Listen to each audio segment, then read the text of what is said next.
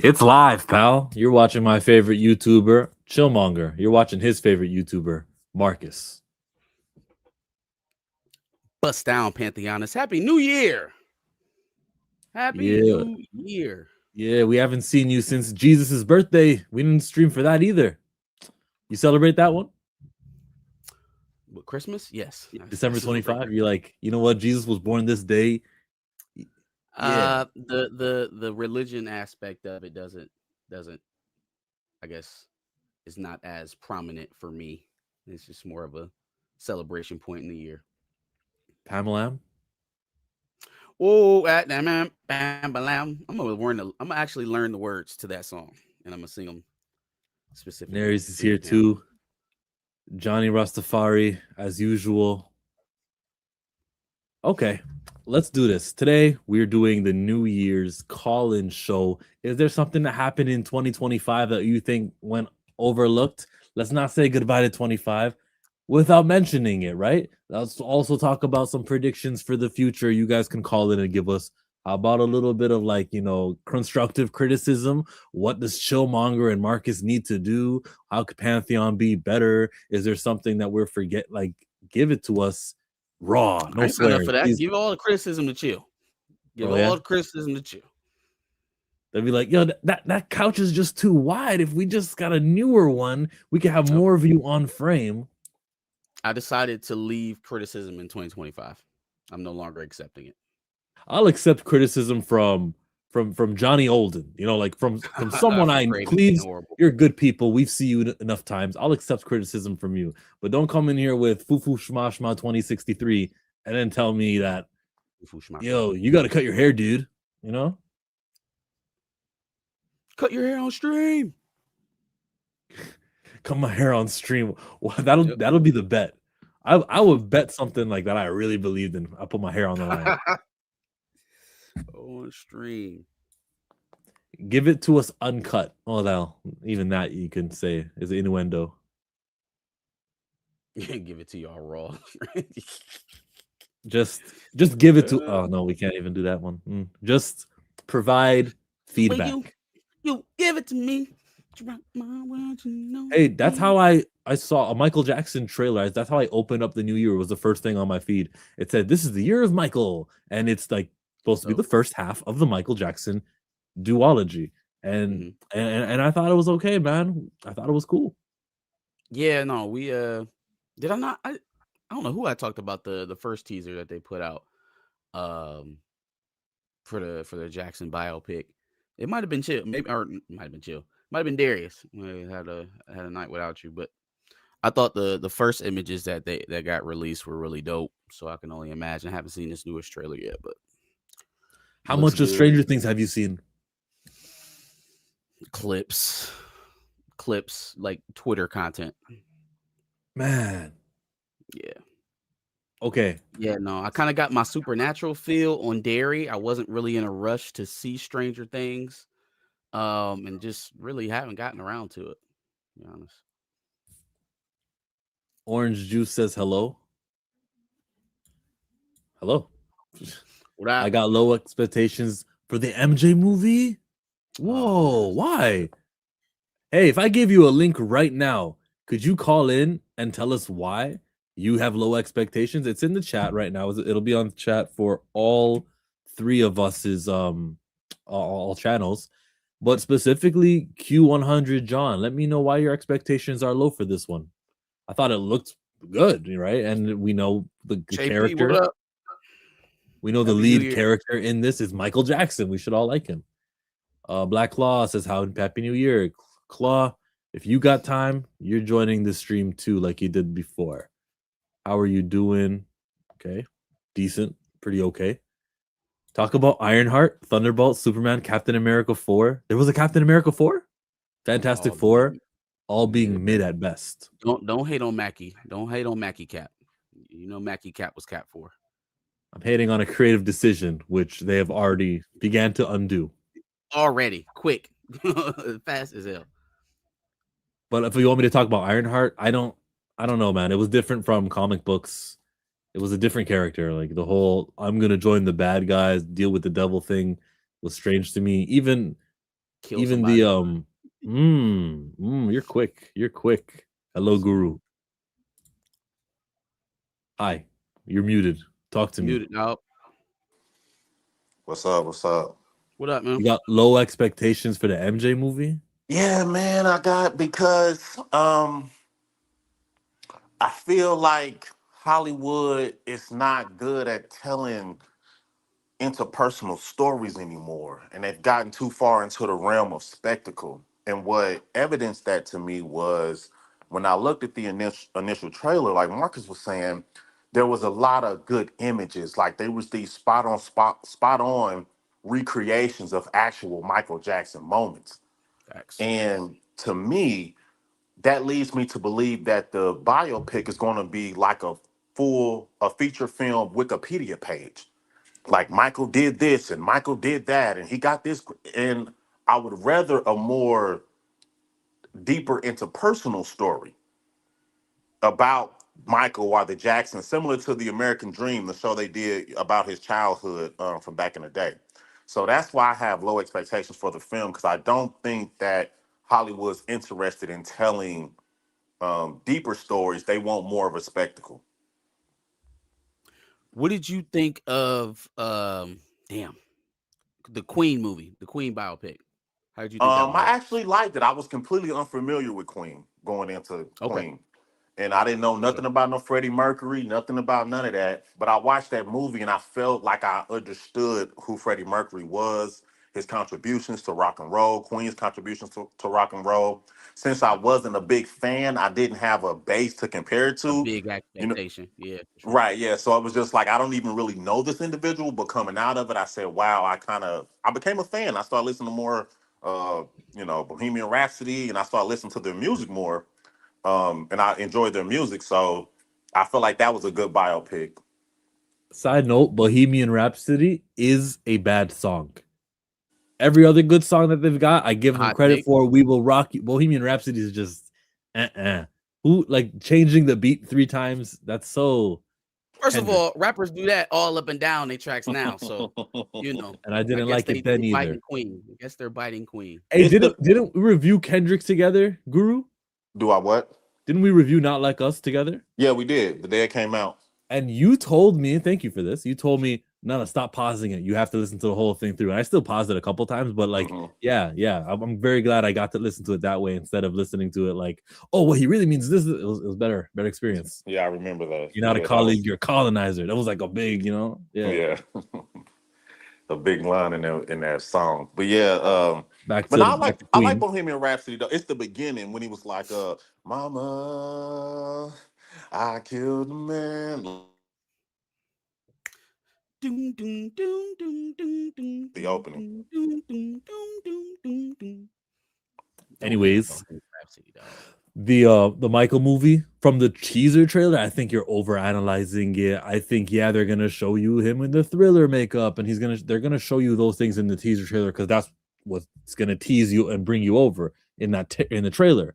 But like Mhm. we're not gonna see the acting chops, we're not gonna see the moments, so you're not gonna have enough of that from a trailer. Trailers are supposed to be just clips and hot, and here you get this flashbang, boom, boom, boom. Now we're in this city, and that's what they're supposed to do. You can't criticize. I don't feel it's. You can criticize whatever you want to do. It's your opinion, right? But just because they didn't show us something doesn't mean it's not in the movie.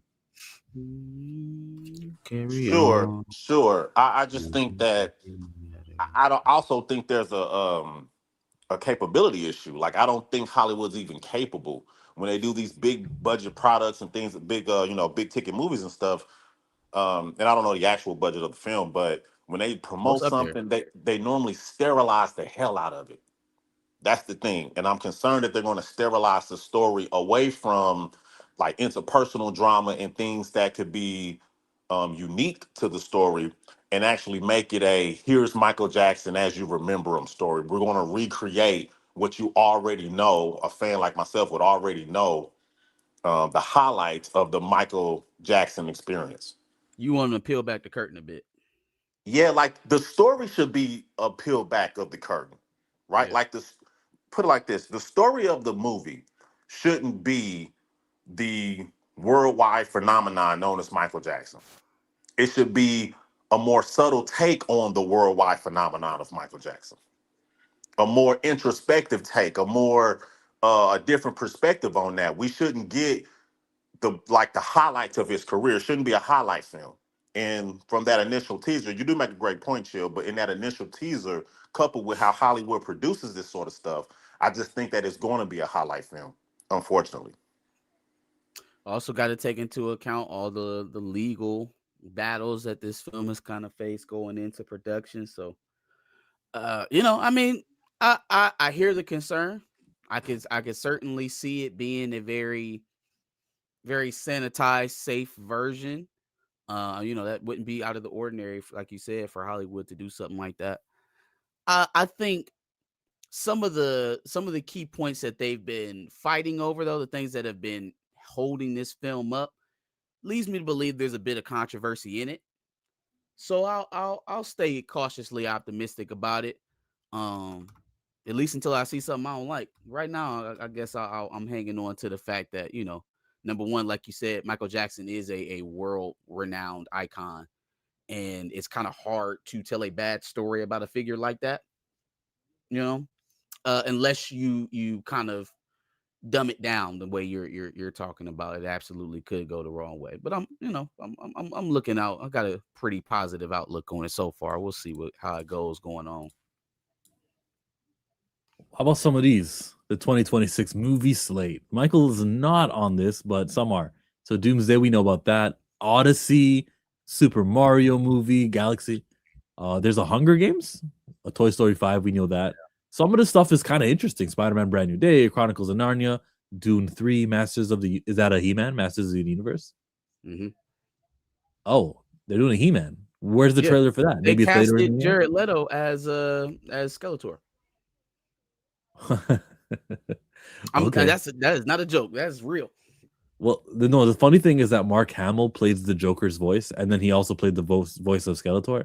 So they're getting another Joker to play Skeletor. Mm-hmm. Interesting. That is funny. Okay, good luck with that. Supergirl, Moana. Is that live action Moana? Yeah, it'll be the live. Yeah, okay, that'd be cool. Hail Mary Pride. Devil Wears Prada 2. Please don't sleep on that, man. That's gonna be a movie right there. Mortal Kombat 2. Did you feel like Devil Wears Prada needed a sequel? Did I feel it needed a sequel? Yeah, I didn't feel like that. I felt like that was one of the movies that could have like stood by itself, standalone. And I feel the same way about Interstellar, but can we get enough of Anne Hathaway? I want to see her on that planet with the colony. I want to see where did she go after she so successfully was an intern for your girl, for her. Yeah, I mean, I like it. I don't know. You run the risk of ruining the story, man.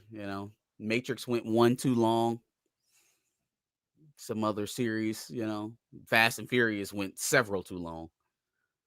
Coming to America.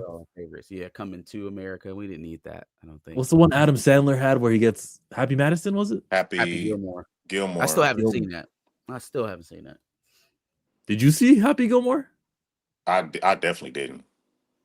Yeah, no, because I that's my thing. I don't trust Hollywood. I don't think they're into making like movies anymore. They're making spectacles. They're making like fast food, and that's a common criticism. But from a critic standpoint, we watch a lot of this stuff, and we're like, bro, where's the meat?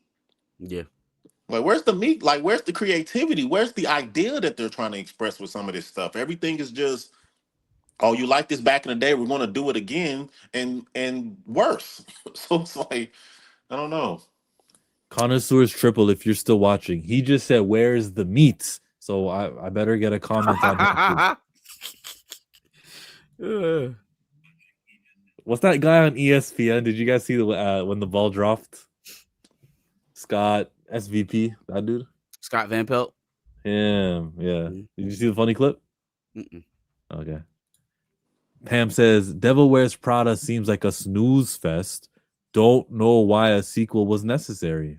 I feel the same, Pam. How you just gonna drop that? Who was it? What did he do? What did Scott Van Pelt do? Oh well, there was kissing on screen, and then they cut straight to him after the kiss, and then he was like, he didn't know what to say.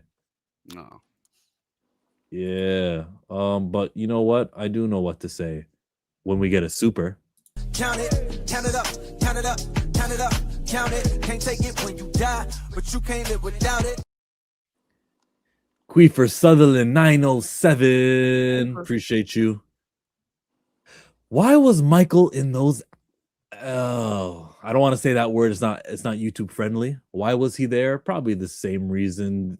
Like he's just they want to do distractions. They want to involve him in things, or also maybe something in the background was of use that we don't know about. But that picture that I'm thinking about, that you're thinking about, with him and Diana Ross's kids and his kids, it's been publicly widely available. So why they would do that, I don't know. I'll just have to guess that Bill Clinton was wearing something that day that he also wears in another photo from later on that day, and it was like incriminating. I don't know. Yeah, the Michael Jackson thing. There was the one with Diana Ross. There was the charity event, and then there was one other photo with them. I guess he was buying a house from Epstein back in like 2000. But the reason why you see figures like Michael Jackson's face and you seen Diana Ross's face, they trying to hide the mess in with the volume of things that they released, right? They want you to have to sift through, heavily redacted thousands of pages documents to find some of the stuff that is just like hopping out on the page for Trump. It's just hopping out. Now all of a sudden, allegedly, they were shipping girls from Mar-a-Lago over to him, that they were feeding the operation for a while with Mar-a-Lago girls, that several of them tipped them off. Hey, he propositioned me for favors when I went over there. Hey, he won't stop asking me for this, that, and the third. And the more and more we start digging into these files, the more the case kind of heats up for the main individual trying to stop it. I think that's why you see so many distracting things, so many pictures of Bill Clinton. We already know what you was doing with Bill Clinton, big dog. We already know. Okay, you don't got to show us Big Bill no more. You want to touch that one, Guru? Guess not. Nah, not like that. I mean, not that I'm averse to speaking on the topic, but it's just I'm okay. I feel like this Epstein stuff has gone on long enough. I mean, the implication of those acts are should have been enough to cancel people and get people about the way, but it hasn't been. So I'm just unsure about the next steps of this Epstein stuff. Back to the entertainment news. We were going over this. Guru, I got another person in waiting to jump in. Do you have any last things to say about one of these movies here? Scary Movie 6, Hopper's Clayface. I'm interested in Scary Movie 6. I want to see what they do with that. I'm interested in seeing how does comedy work? How does a comedy movie work in 2026? Like where do we go with comedy? Because I would appreciate more comedy movies, but the speed of the internet and things of that nature, will they be able to tell relevant pop culture jokes? Because that's what the Wayans always did in the 90s, but pop culture moved slower back then. So I want to see what style of comedy they use in Scary Movie 6. So I'm interested in that. Yeah, that's a good analysis, honestly. Yeah, this time. And they filmed this movie already, didn't they? Right. So just how long is it really going to take? I remember the SZA and Keke Palmer movie came out, and I still was able to laugh. So I think it can still be possible. Did they use like pop culture references and things of that nature? Nah, did they? They didn't really. They had like Cat Williams, who was super relevant, and Tony Baker was like a drive-through in one of them days. But was anything relevant? Probably not. Yeah, because if we remember Scary Movie, the original, they had all like these commercial parodies and they do all these sorts of, references. Like that was a pop culture thing. So I wonder if they're going to be able to tie in pop culture into the franchise still. Dr. Umar does work. Go ahead, Joe. That Dr. Umar doesn't age, so maybe they could use him for a scene. Yeah. Stuff like that would probably be good. Some of that ageless pop culture stuff, I Diddy had some of jokes the or same something like that. concerns. I had some of the same concerns with Scary Movie 6 as well. Would they be able to modernize a spoof film? That's a very much so a early 2000s, early 2010s thing. It's not something that people have really gone to the well on as of late in terms of Hollywood. So how do they modernize that style of comedy? And then, like you said, keep it culturally relevant. Guru, thank you for coming. Bye. Appreciate you, man. Happy New Year. All right, Happy New Year. Appreciate it. Yep. In comes Black Law. Hi, how are you doing today? Hey, chill. What's up, Marcus? What's going on, man? We gotta ask you about 2025, okay? Best movie so far. Ooh, that's a tough one. I think the best ones. Well, my favorite, if I had to make a list in no particular order, it would be Sinners, Superman, Zootopia 2, and dang it, what else did I see? Well, yeah, those three are my favorites so far. Oh, also K-pop Demon Hunters. I can't believe I forgot about that. That was a good one. Yeah, there's some that just came in. Like Ballerina with John Wick was pretty good. It wasn't as good as John Wick 4, but still very good of a movie, and it was a good time. Long Walk. The Long Walk. Yeah, Long Walk. I forgot about that really one. Good. Yeah. Substance with Demi Moore was surprisingly good. I'm trying to think of some more stuff that people haven't said. Oh, the last addition to the Glass Onion joint or the Knives Out series. Oh, okay, that cool. Was a hell of a movie. Yeah. No, why'd you start off with you started off with Sinners though, so actually it sounded like you were about to say something. Speaking of what? Speaking of Zootopia, like y'all hear the news that now it's Disney Animation's highest grossing film? I'm not surprised. What is Zootopia? Like 1.4 something last I checked. Yeah. So it beat Frozen? Yeah. Yep, it beat Frozen too. Damn. Getting to it. Yeah. I mean, I liked it a lot better than the first one, so and without spoiling anything, there was a post-credit scene, so they are making a Zootopia 3. Oh, there was no question. There was no question that they was making a Zootopia 3. At least Disney has that. Their Disney Plus hasn't really been great when it comes to Marvel and Star Wars, which is what we care about, clearly. But when it comes to their kids show, like they really got Moana out there, and then they did a Moana 2. Absolutely awesome. Same thing. Even though that was Moana 2 was clearly wasn't conceived as a movie, but made $1 billion. It felt like a short series, kind of like that they mashed together into a movie. I swear to God, like when I rewatched the Moana 2, I could actually tell which parts of the movie were supposed to be its own individual episodes when it was still conceived as a TV show. Yeah. Sinners came out, it did its thing. It only dropped 5% in that second weekend, and then it left the movie theaters. Kind of came back a little bit more for IMAX, and then it left. Now it made another return in late December. I see Ryan Coogler making the rounds, doing all the media and trying to get that attention. He was talking to Josh Horowitz. Actually, like he just posted an interview with Ryan Coogler on his channel like an hour ago, I think. I saw that too. I think Ryan Coogler is fishing for an Oscar, and there is a level of campaigning that you got to do. So just being in people's ears in podcast form, if maybe one of the Oscar Academy Award voters gets to see him and remembers him and goes, yeah, he is a big deal, as they're voting for the Academy Awards, they might choose his movie. You're back. They might choose his movie. All right, wait, can you guys still hear me? Yes, yeah, sir. We hear you. How much? Right, I think my connection went out a bit.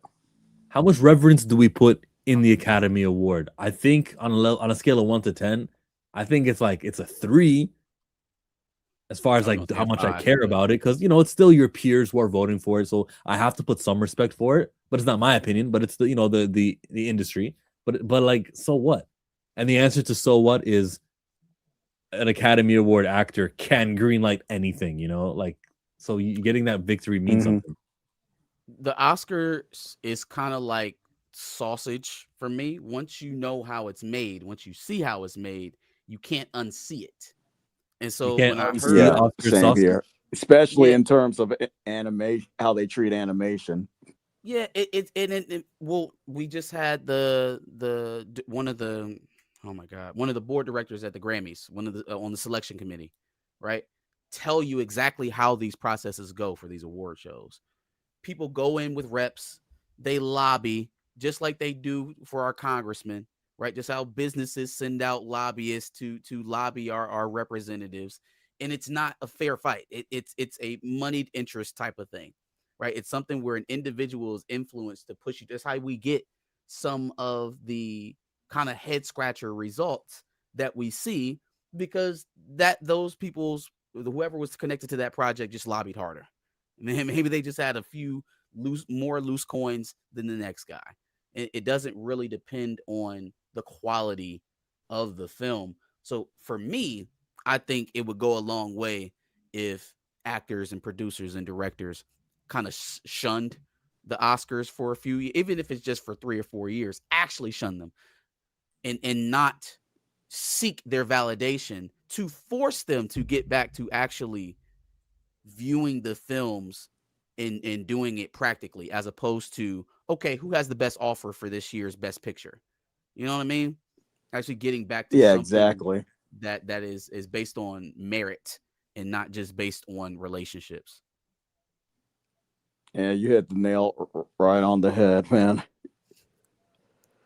Like I can't respect you when somebody can just walk in and buy the only award shows that have like some bit of integrity is the Golden Globes, but the Oscars, like, it can be hit or miss depending on the year. Yeah. Doesn't that guy who owns Variety also own the Golden Globes? Am I wrong? That Jay Penske guy? I have no clue, to be honest. Well, I know Sinners is not going to be nominated over there. I think the top 10 lists for Variety didn't feature Sinners. I mentioned that actually on stream here. And Rolling Stone also, they didn't put it in their top 20, did they? I don't think they did. Don't expect that from Rolling Stone. Yeah, I hope Sinners gets something, but like if these award shows be on some bullshit, I won't be surprised either. You know what would be sketchy though? So remember the year Black Panther was nominated, there was another movie by Spike Lee, Black Klansman, which was also nominated. And I would go, okay, that's going to split the vote for the Best Picture Academy Award, right? Right. If Sinners gets nominated, but also something like, what's a black movie that was really, really good? If another one from 2025 gets nominated, I'm going to go, they just want to split the vote. I see what they're doing.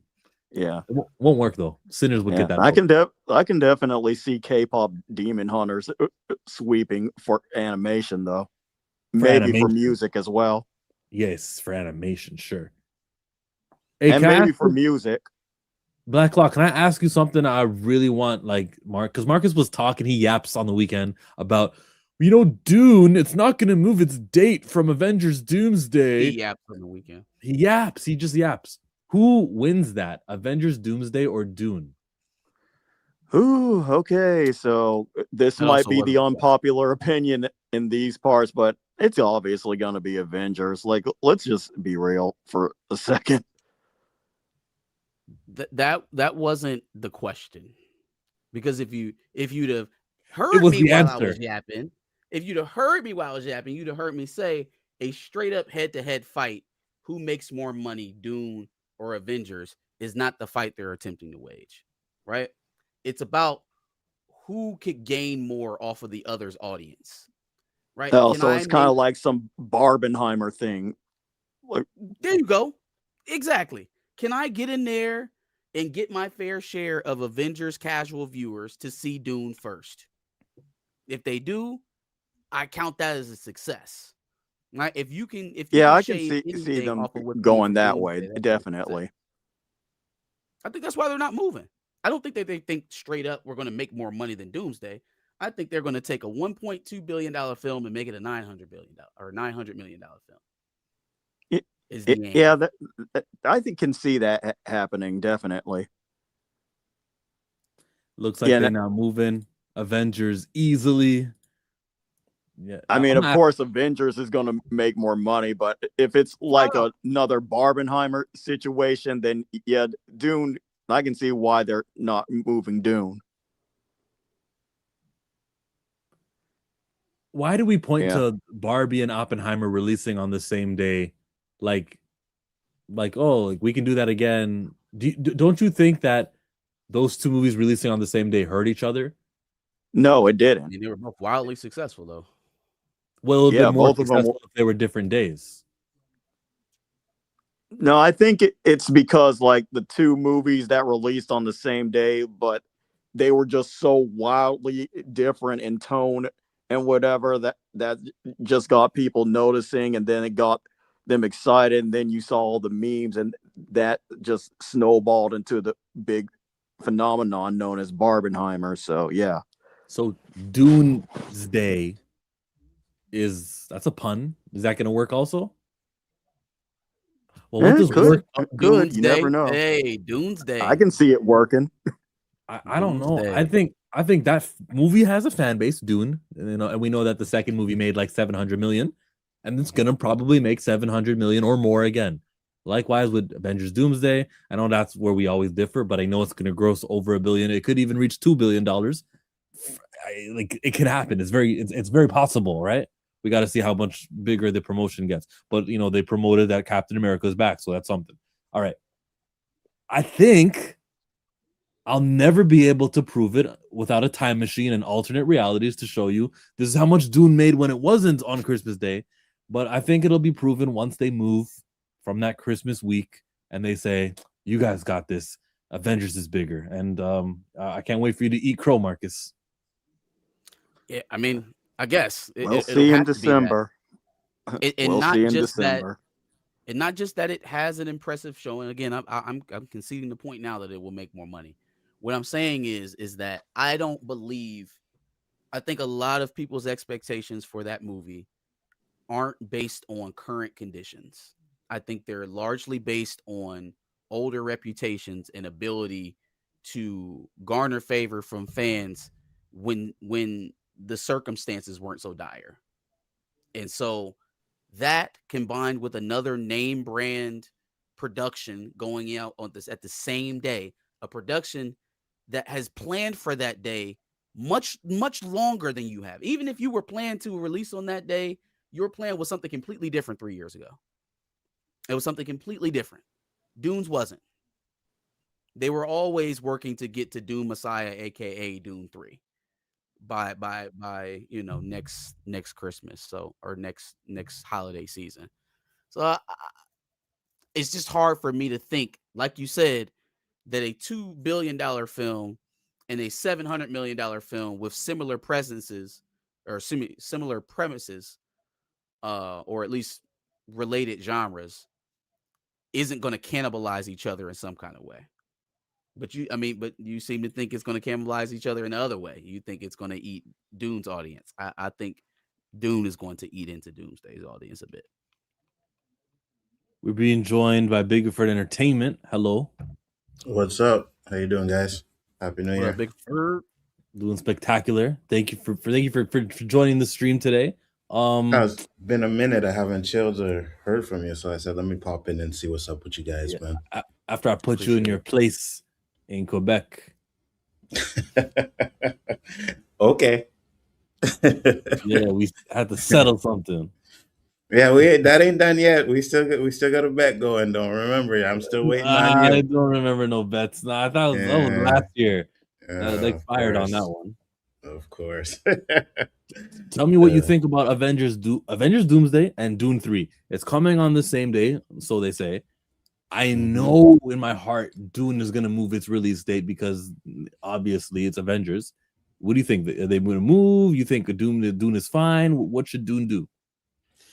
So for I don't think they're gonna move, but I also don't think Dune's gonna be fine either, right? Yeah. No. Because Oh, damn. no, because here's the problem that I see, right? Like you talked about Barbenheimer, right? Those were two different demographic type of movies, right? That's a The fact. same people that went to go see Barbenheimer, half of them won't go see, Oppenheimer, stuff like that. I think Doomsday and Doom kind of have the same audience. Good point. And if anyone is going to get hurt, it's going to be Doom because everybody's going to go see Doomsday. So, and I agree all the way up until the point that it's guaranteed that the audience, I guess, affliction is going to come purely to Doomsday's way, or excuse me, to Dune's way. What is it about the current momentum that makes that a guarantee? Because otherwise, we're basing that purely on speculation of what the movie will be, right? Which kind of ignores the course that they've already been on for the last 700 days, probably You a know little what's more. funny? Because I don't necessarily think like I think the real reason why it's gonna get hurt is because going to movies is expensive, right? Yeah, now And that's now a we're fact. talking, That is a fact. we got to talk about people actually picking which movie they're gonna see. Mm-hmm. I think they'll go see the bigger movie first, which is Doomsday. So, and again, we're sharing a brain right now. I said everything that you said on Sunday. I'm like, this shit is going to be even more expensive next year than it was this Hmm. year, right? And people got real picky choosy with their movies this season because it's not like we're going to go see 3-4 movies in a month unless you got the pass or the Pass. subscription. But if not, again, current reputation shows a declining Marvel audience. Hmm. Right, all those casuals that we're trying to scoop in, all that foot traffic we're trying to get into Marvel, didn't happen on didn't happen on Cat 4, didn't happen on Thunderbolts, didn't happen on Fantastic Four. And so if we're judging off of, all right, well, what is the casual walk by audience going to do when they're faced with this choice? I think next year will be a much more dubious idea of where they'll go. You take me back 5 years, it's easy. Dune, you better get 100. your ass to Halloween. But has the Marvel audience not been afflicted to the point where we have to question whether or not people are going to go there first when Listen, there's something else premium to see? you are cooking. I don't disagree with what you're saying, but I think the one thing that Marvel has going for it is Steve Rogers, Robert Downey Jr., the X-Men, right? That is exactly what is going to push it over the level, right? Because if you notice, the movies that we didn't do well, the single, Brave New World or stuff like that, Thunderbolts. But then when you got the Spider-Man movie, you put the three different Spider-Mans Yeah. in there, that made Yeah. almost $2 million, right? So I Yep. think that's where Marvel's niche is going to be, is to promote all these other characters that we're going to have in the movie. And I honestly believe that they're just in the movie to die. They're going to be like a two-scene, kind of like they did in Multiverse of Madness, and half of them are just going to die. That's what I think. But the fact that we're showing them is going to push Marvel over the top. Not because Also, people think the movie is going to be great or anything like that. It's just you got that nostalgia stuff, like I said.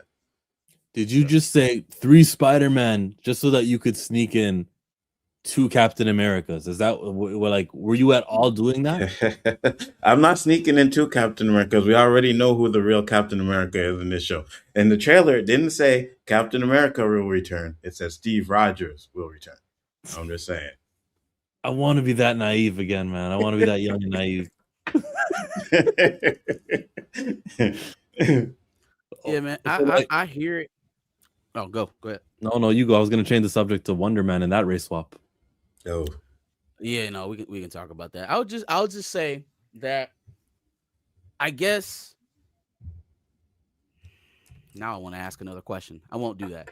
I'll just say I'm gonna keep my eye on how the anticipation for this movie builds, right? And how they continue to get people interested in it. If it's hey, we got the X-Men you used to like, and Steve Rogers is back. I don't think that moves my level of confidence. If it gets to a point where things about the actual story are drawing people in, that will change my tune a bit. When we get this fourth trailer where it's going to be, you know, allegedly Shuri and Ben Grimm and a random hodgepodge of characters, if that little bit of story that they have to give us in that trailer is honestly gripping people, I'll change my tune. Right now, it just feels like a lot of stuff that would have went viral if they put it in Thunderbolts. I just don't think, regardless, it was going to make any money though. You're open to change your tune, as you should be. Yeah. Yeah, that's what we should be. We should be open to changing our tunes. Absolutely. We got Lanterns coming out this year. That's a hot TV show. Jon Stewart, not a race swap character. I got my problems, but solid. I'll be interested in that. Release date not announced yet, but release date for this has been announced, and it's Wonder Man. Trailer came out today. I did watch it. Nice. I'll watch it again with you because when you play Disney trailers, they don't copyright your streams. Shout out to Disney for that. No, that's good. Yep. They just sue kids for birthday cakes.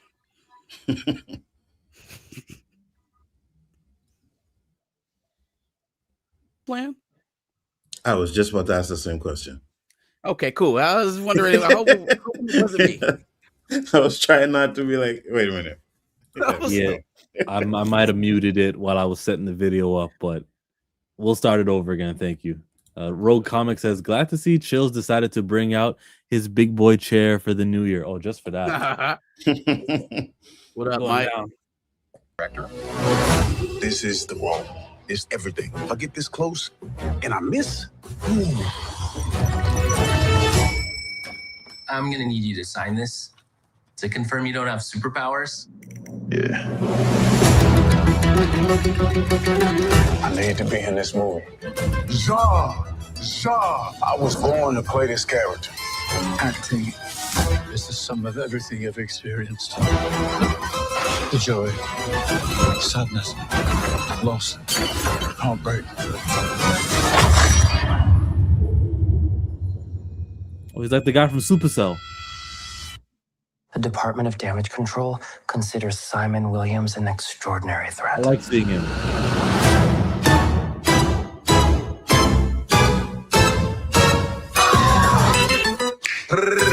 What?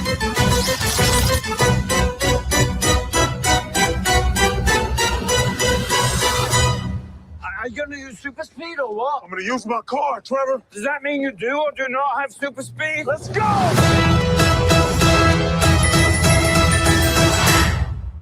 Does that mean you do or do not have super speed? Remember how Thunderbolts did and how well that performed? And the trailer was like, we all basically don't do the same thing and we don't fly. Why are we highlighting what they can't do? Show me what they can do. Talk about why this guy is super.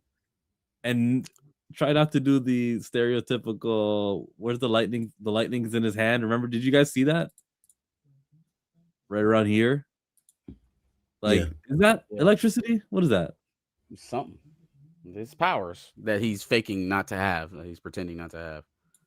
I just feel like they're so tone deaf. Like there's a online meme or recognition of black characters who shoot lightning, and they're just like, oh, let's put this in the thing.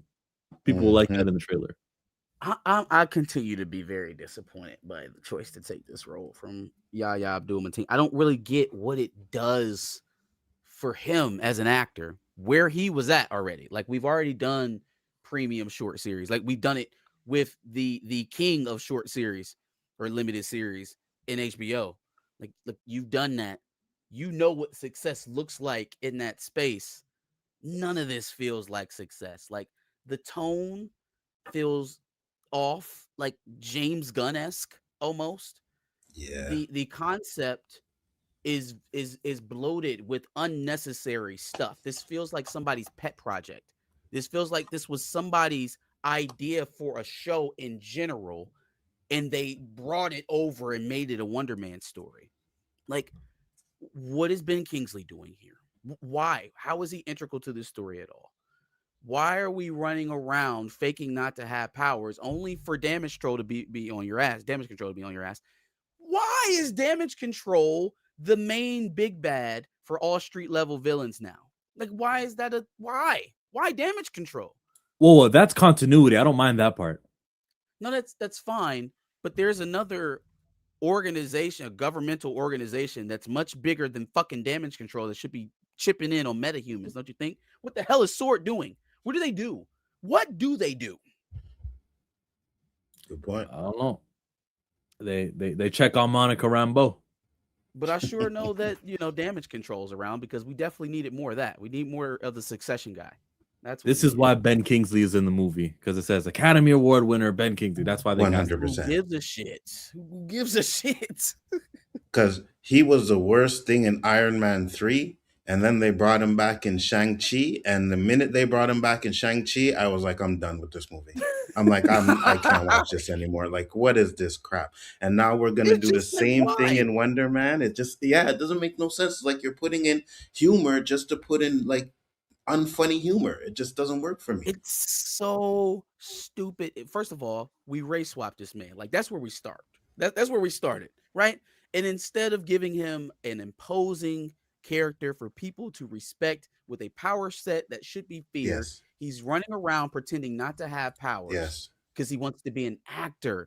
Like, there's always some sort of fatal flaw, and that's a comic book thing, right? Like, is a super genius at MIT, but no, I want to hit these streets. I'm listening to Lil Baby and Young Boy every morning, and I drink lean for breakfast. I'm trying to get in with these criminals.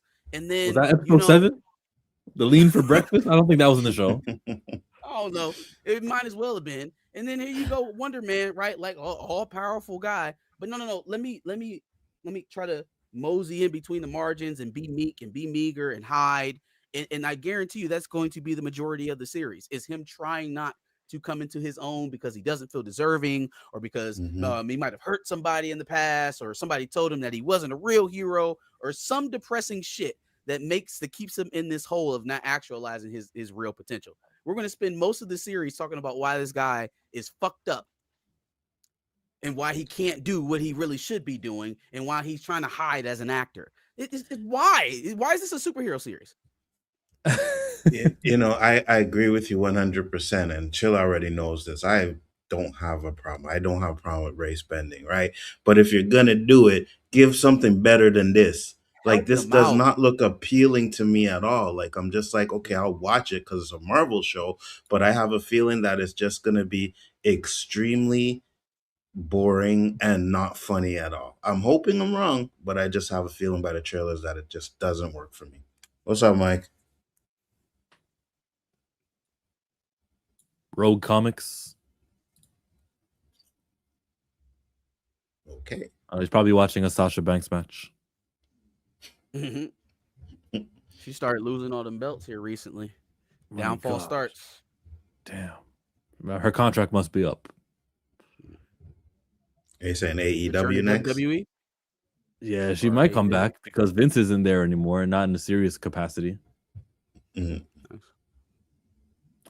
but back to this trailer though, like who are they talking to? They're like, this is Vaughn Kovac and he's a director, but he'll never do superhero movies because there's superhero fatigue. He's fighting superhero fatigue. Like, this is meant for people who are not going to watch the show. Like, this is for Leo DiCaprio, who told who did he tell? Jonah Hill? He told Chalamet, stay away from those superhero movies and you'll be great in this town. Remember? He's not gonna watch your little show about this director who wants to recreate the old Wonder Man. And I guess that. So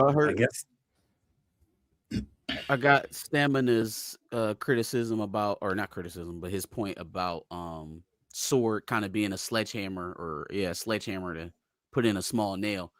But was that not S.H.I.E.L.D. through their time? Was the S.H.I.E.L.D. not popping up with at every turn and corner where they had people where they weren't supposed to be? Over policing is kind of part of the Marvel universe. Yeah, no, I agree with you. I don't feel like the Marvel shows have been really bad. You know what I mean? Like, there's rare that you get a good Marvel show, and this just looks like it's just going to be on another level of the crappy ones.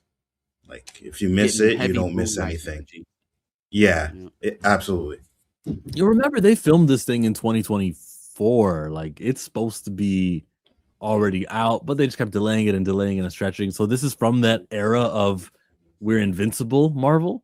After this, I think Vision Quest is the next show in the okay, we can bleed Marvel.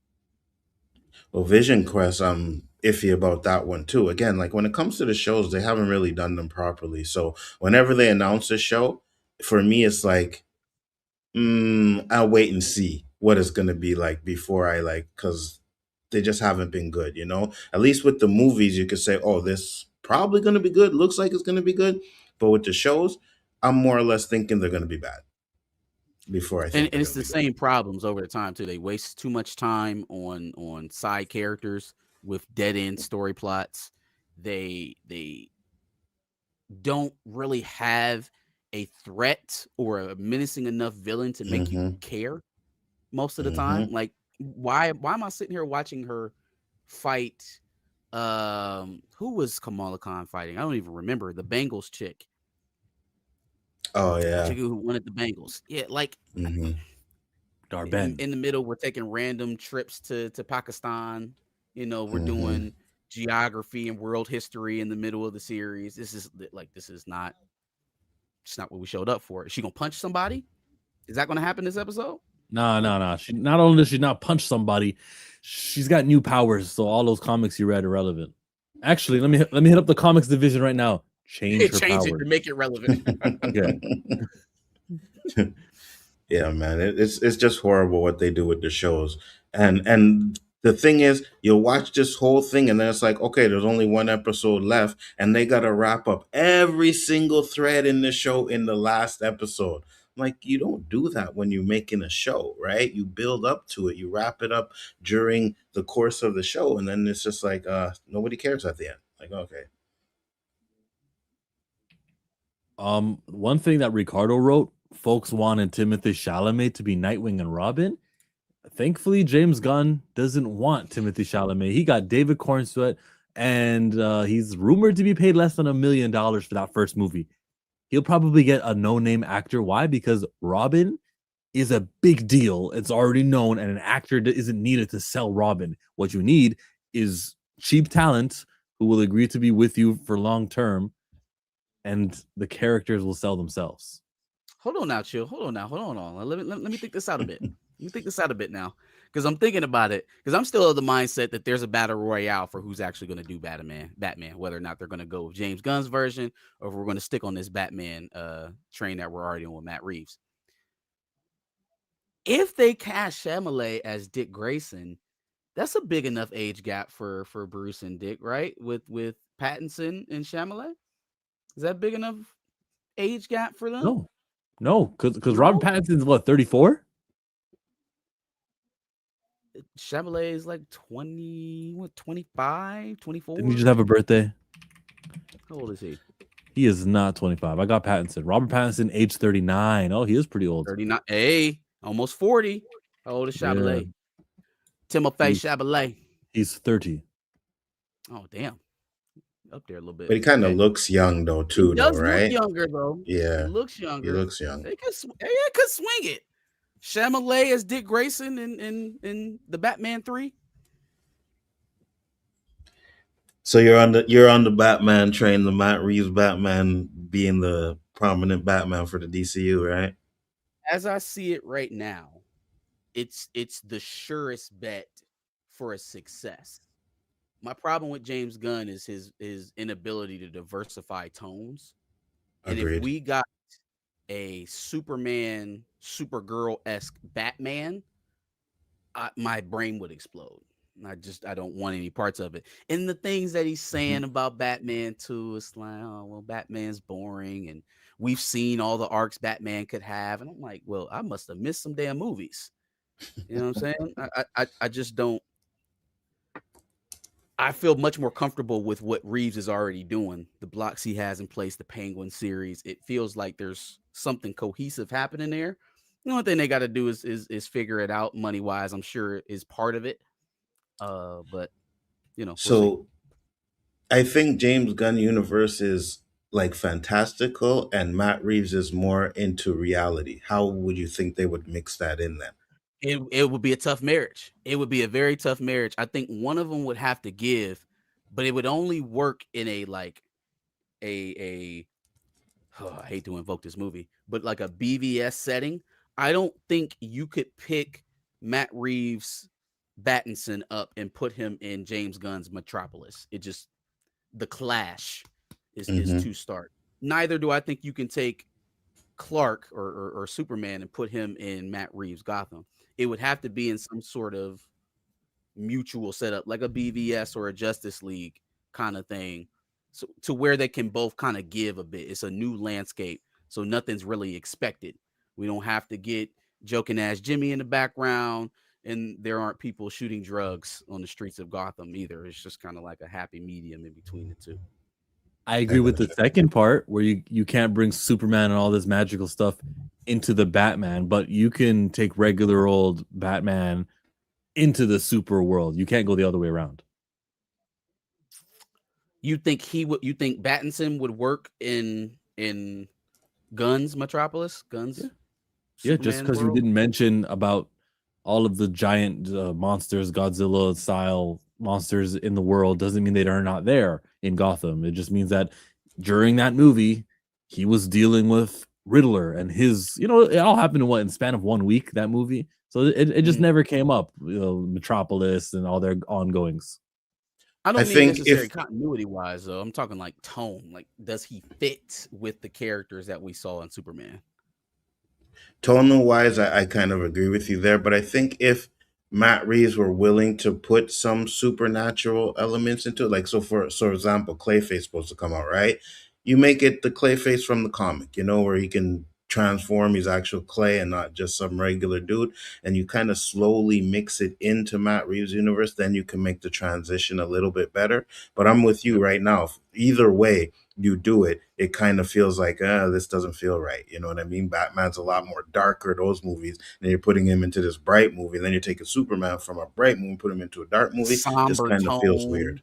Yeah, it feels self-narrating, like if he's sitting there talking to himself, like, are you talking to yourself? Yeah, it's weird. Yeah, bring the tone down, right, Mike? Bring it all the way down. You want me to bring it down? Okay, I'll bring it down.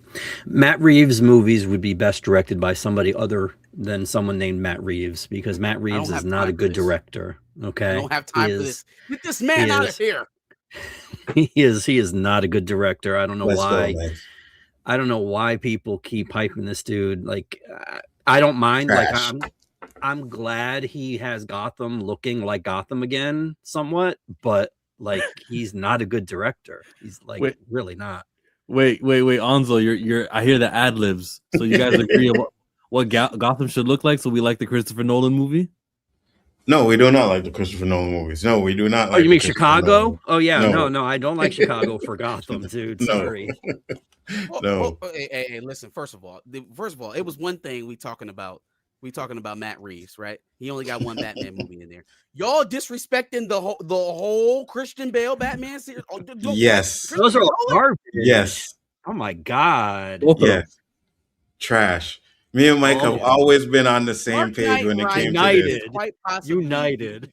Or excuse me, not Dark Knight Rises. Dark Knight is quite possibly the best comic book. Only because of Joker. No, Joker made that movie good. Hey, it should have been called The Joker, not The Dark Knight. Maybe if it was called The Joker. Legendary. I should have known that you had this take. You hate the prequels. Should have known. I should have known. Well, see, that's he does hate the prequels. That's where me and him disagree. Yeah. No, you can't be dissing the prequels. Christopher Nolan's Batman sucked. Matt Reeves sucks. I don't even know where to put you, Mike. I don't know what did Joker. Go ahead, Ansa. I was gonna say the comment. Joker made the Dark Knight watchable 100%. Other than that, it's caca. All right. You have Christian Bale with this horrible Batman voice. Oh, Batman. Oh my God. You're right. Yeah. You have a Batmobile that's not a freaking Batmobile. Oh my God. It was not. No, it was not. The motorcycle was dope. The last Batmobile we came off of was a goddamn RC car It was 20 feet long, and you could only sit in 2 feet of it. That's it. But the problem you have is when it turns into a tank. Give me a break. Yes, 100%. Yes. A dump truck, yes. A tank, no. And what the black plane was just like a a regular toe. It looked like a helicopter. giant Like, toe. what are we doing here? This is not Batman. Like, we're not doing this. It's not Batman. Then you get Oh, Bane. God. If you've seen The Dark Knight Rises in the theater, I can guarantee you 90% of Bane's dialogue you could not understand what he was saying. What? Stop it right now. It was even worse in IMAX, man. Facts, Mike. Oh my Lord, what are we doing here? And then he breaks Batman's back, and Batman does 2 push-ups, and he comes back and he's able to beat Bane. He didn't do 2 push-ups. He broke the man's back. He went through painstaking therapy. He jumped out of the bottomless pit. Yeah, no. Man, So I guess you guys are not going to see the Odyssey next year. Wow. Oh, I'm definitely seeing the Odyssey. Odyssey looks fire. No. Y'all keep yourselves away from Christopher Nolan. Y'all don't No. And Christopher Nolan can do anything else. Just stay away from the superhero movies. No, he can do everything else. Interstellar's fire. Let's stay away from superhero movies. Disrespect. You are not invited to the Odyssey. I think The Prestige is getting a 20th anniversary re-release. I think that was a good one. That was great. That was a good one. Mm-hmm. Yeah, Nolan's so good. I was like looking at his filmography to see his past, and I was like, oh my, yeah, this guy's amazing. He did that too and that. Too bad Tenet didn't really, kick ass. It was the release. It was the See, COVID thing, man. Anything he does that's not a superhero movie, I'm down for. When put him in a Batman, Superman, or one of them kind of movies, no, we're not doing that. Unreal. That's unreal. Garbage. Listen, I will put Batman Forever over all 3 of them movies. He can go. You gotta go. Gotta go. Batman Robin. What are you talking about? Gotta go. George Clooney Batman was better than any of them. So Batman Begins, Dark Knight, and Dark Knight Rises. Yeah, 100%. Yes. Okay, I can't respect this opinion now. Now it was comical. It was comical for a while. Now I can let it go because I can't. Say your goodbye. Your channel is what? Big Ford Entertainment. Thank you guys. It was a pleasure to come on here, and I'm glad I got to trash Nolan at the end of the stream. Happy New Year, guys. And chill. I'm waiting for you. Get him out of here. Waiting for me for what? Keep waiting. I'm waiting. Don't worry. Got a monetary bet going. Let's do it. Peace, guys. I might see you soon. I might see you soon. You come to Montreal? Yeah, WWE's coming for like a 2-night thing. Oh yeah, let me know. Maybe I'll get the tickets. And I'm definitely making a trip down there this summer for sure this year. Okay. All right. Peace, guys. See you, Anza. Mike, we're asking everyone about Dune 3 and Avengers Doomsday. They're both holding on to the dates. Maybe I should say Dune 3 is holding on to their date because Avengers knew very well what date that movie was on when they changed. How do you foresee the Dune and Doomsday battle? Well, they're already trying to do like that Barbie Oppenheimer thing. Somebody was like calling it Doomsday. Doomsday. We're gonna make it happen. It's like fetch. So, to be honest, I haven't seen Dune or Dune 2, so I can't speak to that. But I think I don't know. I hope I don't know about a Marvel movie in December, like a Marvel movie like that. That seems more like a summer type thing, got to get it back to May, like, where Star Wars used to be, the good Star Wars movies, that is, except for the prequels. Don't start that. No, you had it right. The good Star Wars movies. No, You're right. No. Okay, let's talk about your predictions for 2026 then. Like, talk to us about what we haven't spoken about. Like, what are you interested in the superhero movies? We got Supergirl, Clayface from DC. Yes. We got Spider-Man, Brand New Day, and Avengers. Which of these 4 movies are like, oh, gotta see that? Or Ninja Turtles? Which of these 5 superheroes you gotta see? Wait, what Ninja Turtles? Isn't there Ninja Turtles this year? No? I don't think so. I know they were going to do the Ronin thing, but I don't. The Ronin, last Ronin, yeah, but I think they canceled that. Yeah. Okay. I'm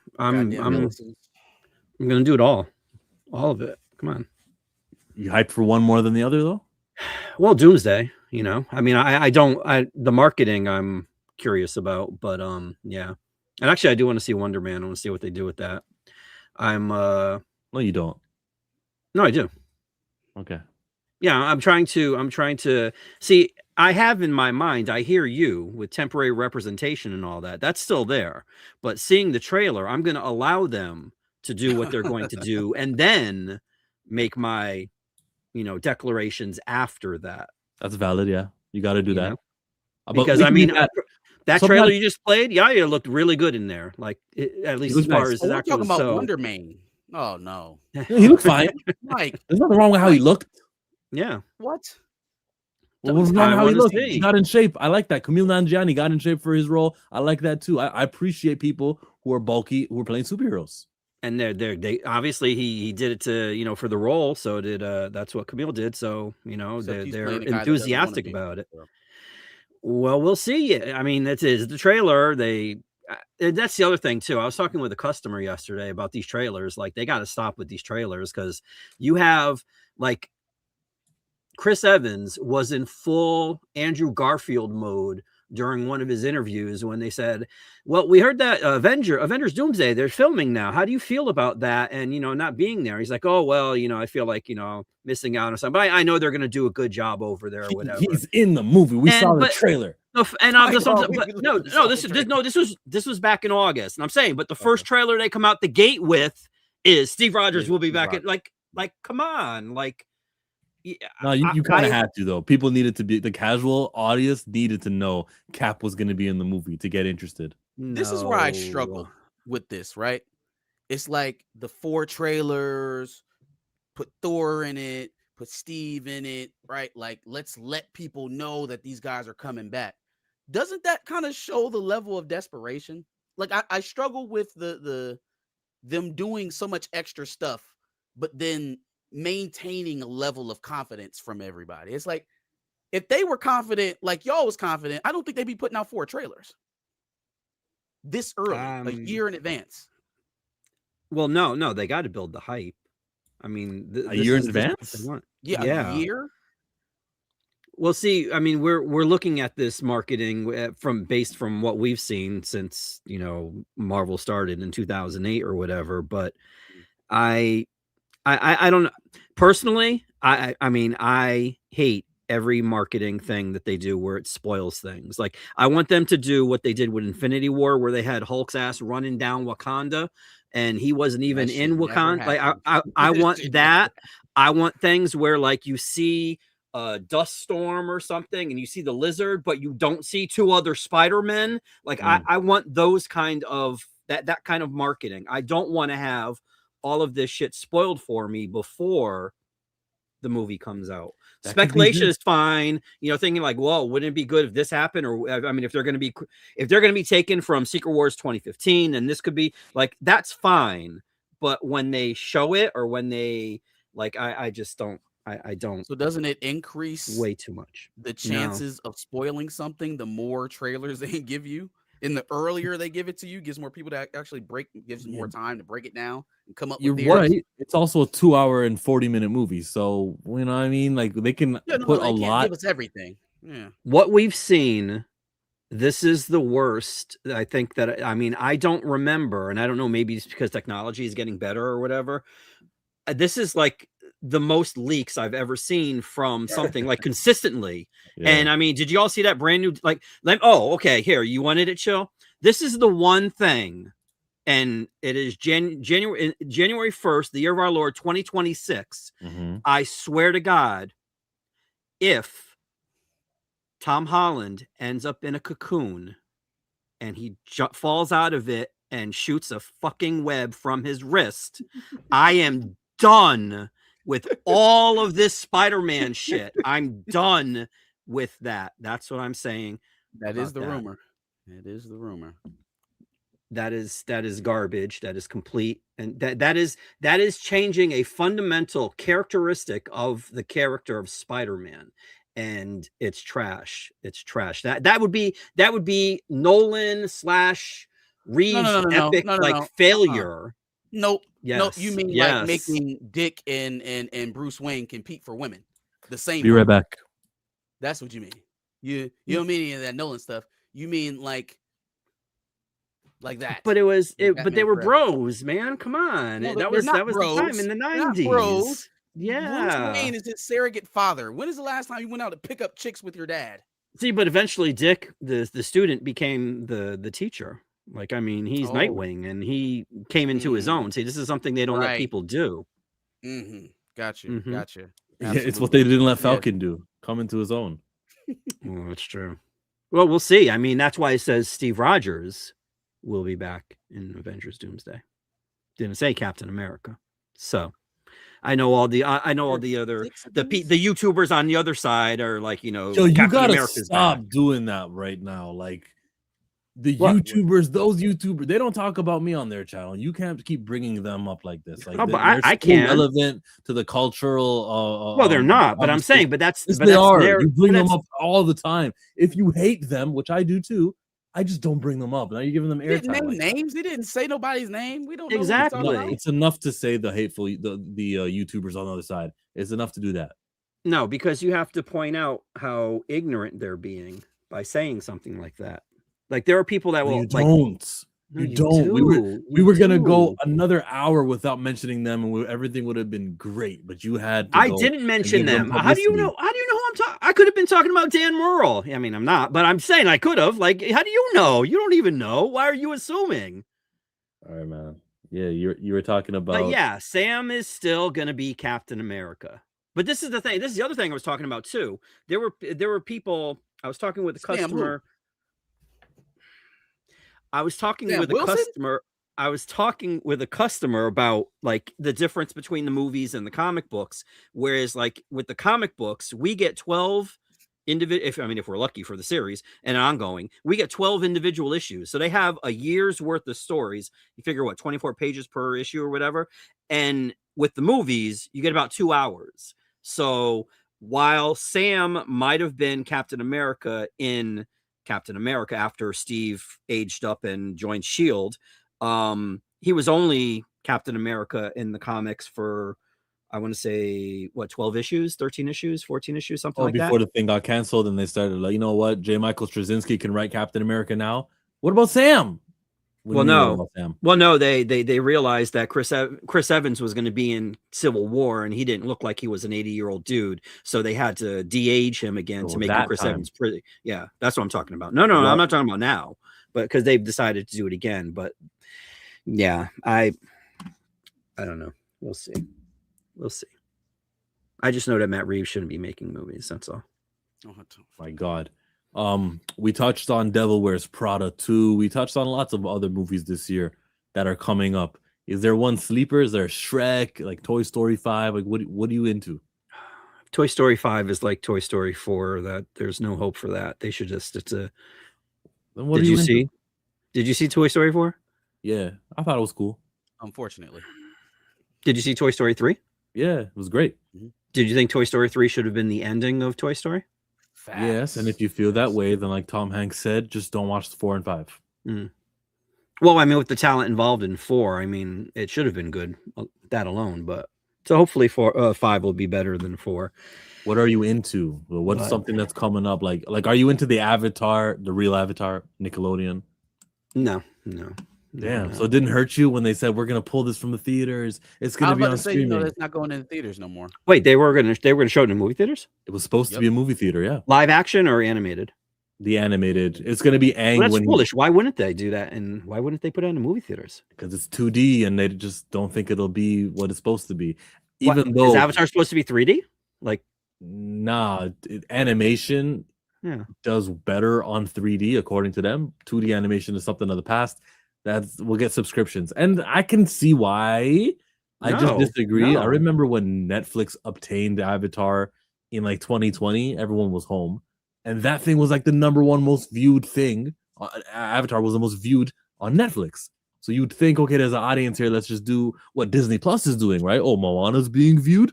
Oh, Zootopia is getting views. Let's make a sequel. Put it in the theaters. You'd think they do that, but they maybe want to get directly that $10, that $10 from you to their streaming service, and they think if we cut out the theater, they think we could make a good enough amount of money.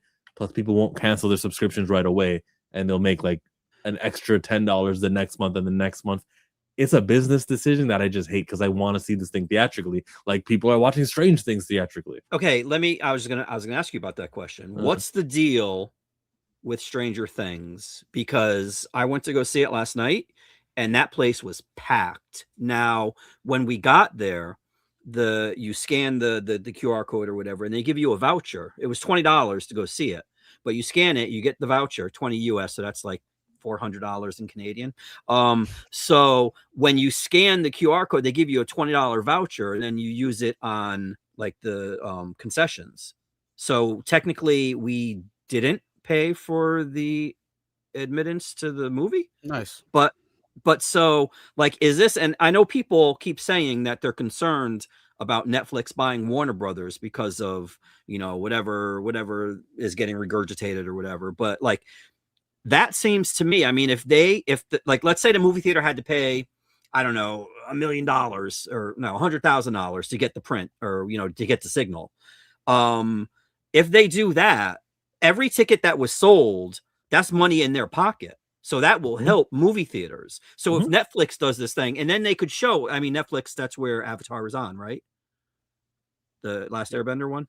Or they're saying it'll be on Paramount. Netflix, it's owned by Paramount. Yeah. Shit. Okay. So the new movie where Aang is older by 10 years, 20 years, it'll be on Paramount Plus. For your point though, we were talking about Netflix and the money that they could potentially earn in the theaters. That potential has always been there. Like it's literally always been there. They could have put Squid Games in the theater. They could have put Black Mirror in the theaters when it was that popular. They could have put a million other shows that actually popped in the theaters for viewing experiences, and they haven't. The reason why it's popping out to you now is because they're still in the process of trying to acquire one of the largest media companies in American history. And they want the people who are already fans of that company to be reassured that they will continue to do what they want them to do, which is promote a theatrical model, even though they've just spent the last decade telling us that it's dead, that they don't support it, that they think it's an archaic model, and that we as consumers were telling them that. Like, that shit didn't just go away. All right. Like, they're trying to curry favor. They're trying to win over the public so that their track towards acquiring the company is a little bit smoother. It doesn't face as much public pressure because they still have to get through the FCC. They're right. We were telling them that with mediocrity, but when it came to the big, you got to see it in the movies, we showed up. I think, regardless, I don't think he's being an honest actor in that. I think he's using very targeted data, like you're saying, the lack of arrival for mediocre content, and using that as his proof that people don't like theaters anymore. All right, he's taking the responsibility off of the movie makers. The Sony executive said, like, I don't get it why no one's coming to see our superhero movies. They do well on streaming when they get there. Yeah. Oh, idiot. Other thing too, I mean, if you put it in the movie theaters, only the people that want to see it in the movie theaters are going to go see it. Now, mind you, not everything's going to be Stranger Things, but I mean, you're not losing anything from the streaming, because the people that are still going to watch it on streaming are still going to be subscribed to your channel. They're still going to be subscribed. Like, also, I don't really see what Netflix is. There are, now that they're going to be taking over, the Warner Brothers content. They have, in terms of subscriber count, they're like 3x their closest competitor now. If you roll in the HBO Max subscriptions into what they already have, there is no competition in terms of subscriptions. So either they want every living human being to have a Netflix account, or like they're gonna have to find somewhere else to go eventually anyways. Well, I think part of it also might be because they want the library also for Warner Brothers. Yeah, that's exactly what it is. The AEW, they've got wrestling on HBO Max, and then is that what they call it in AEW, wrestling? Yeah, Netflix, they've got wrestling. Wait, what? Did you just insult the wrestling of all elite wrestling?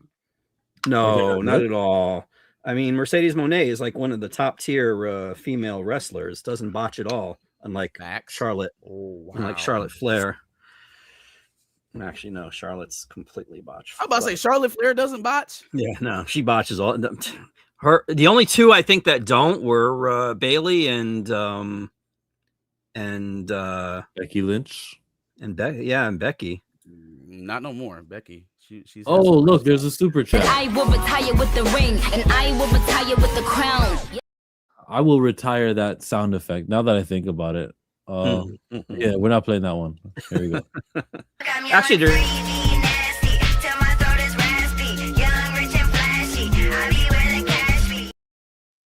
Sorry, you were just saying because there was some dude on TikTok, I think it is, or Instagram, that was out of I guess all the guest appearances she's made on songs, like he's been replacing her with like other rappers, like good.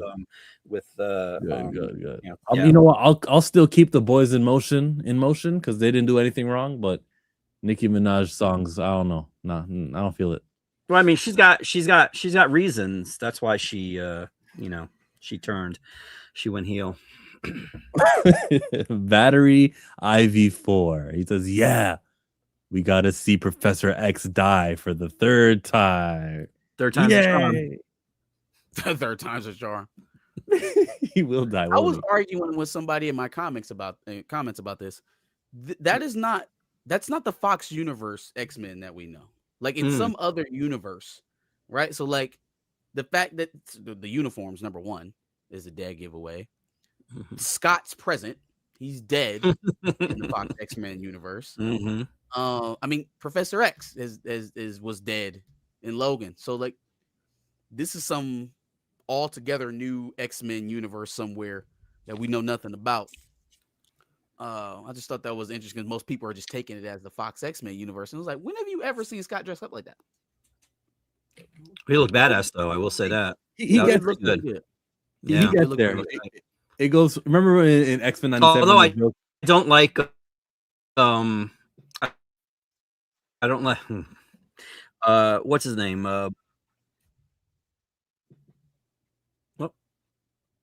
James Marsden.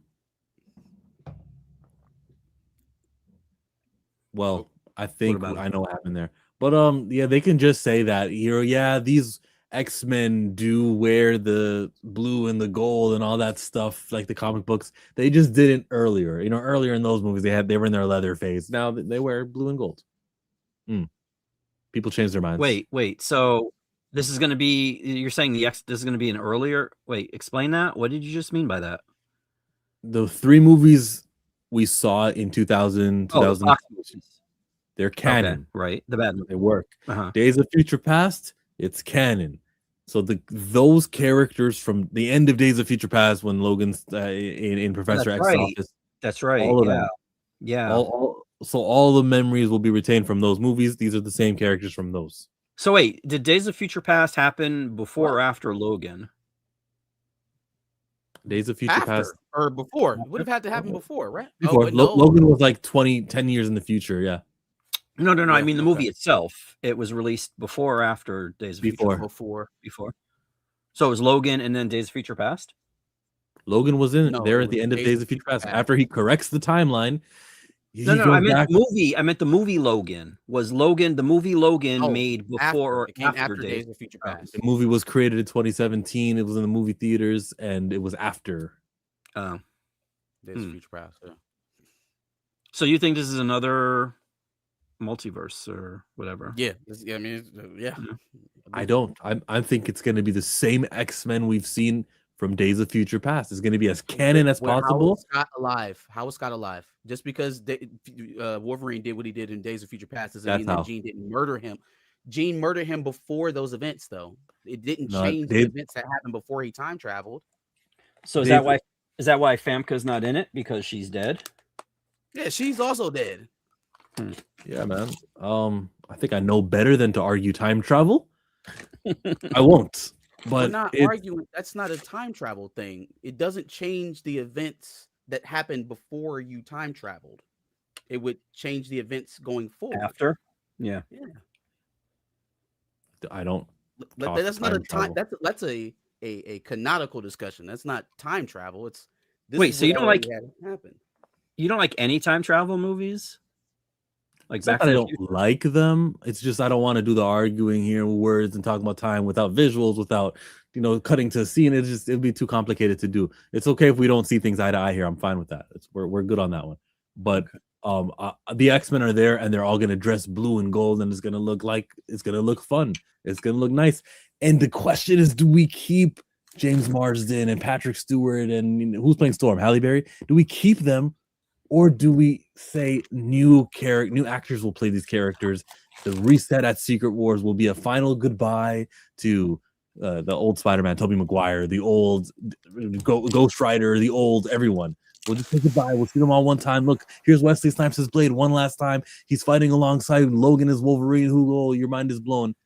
So wait, we're gonna do another Deadpool and Wolverine. I hope we get that, which is with bigger characters than it was in Deadpool Wolverine. And then we say the universe has been reset. We defeated Doctor Doom. Loki, fix things. Okay, fine, I'll fix things. And now the X-Men are all 26 years old. And we cast young actors. We can have them for the next 20 years without worrying about these guys will be too old when they're 46. You can be bulky at 46. Ask John Cena. And we're fine. Wait, they're going to be what you're saying. The theory that you're putting forward, they're going to reset and integrate. They've said reset. That's the word that what's his name used. No, but I'm saying what you're saying is that they're going to reset and integrate because I don't know how. No, I don't know the level of integration that will happen, but yes, X-Men and all the Avengers heroes we know, they will be in the same universe when it comes to the end of Secret Wars. You know that. Right. And the Fantastic Four too. So wait, are the Fantastic Four going to be in the present day, or are they still going to be like in their 60s-ish? Right. We got to watch the movie to find out. We'll see how that goes. Oh, no, I'm asking you what you think. I don't know. I'm going to let them... Oh, okay. But I will say this, as I was going to say, it was amusing to me that your buddy Bo was getting all bent out of shape because apparently the Russos did something with Cyclops and he didn't appreciate it, and they didn't like give him credit or give the X-Men 94 people credit or something. I don't think that was the point. I think he was trying to. That's how it started for reviving Cyclops, and I mean,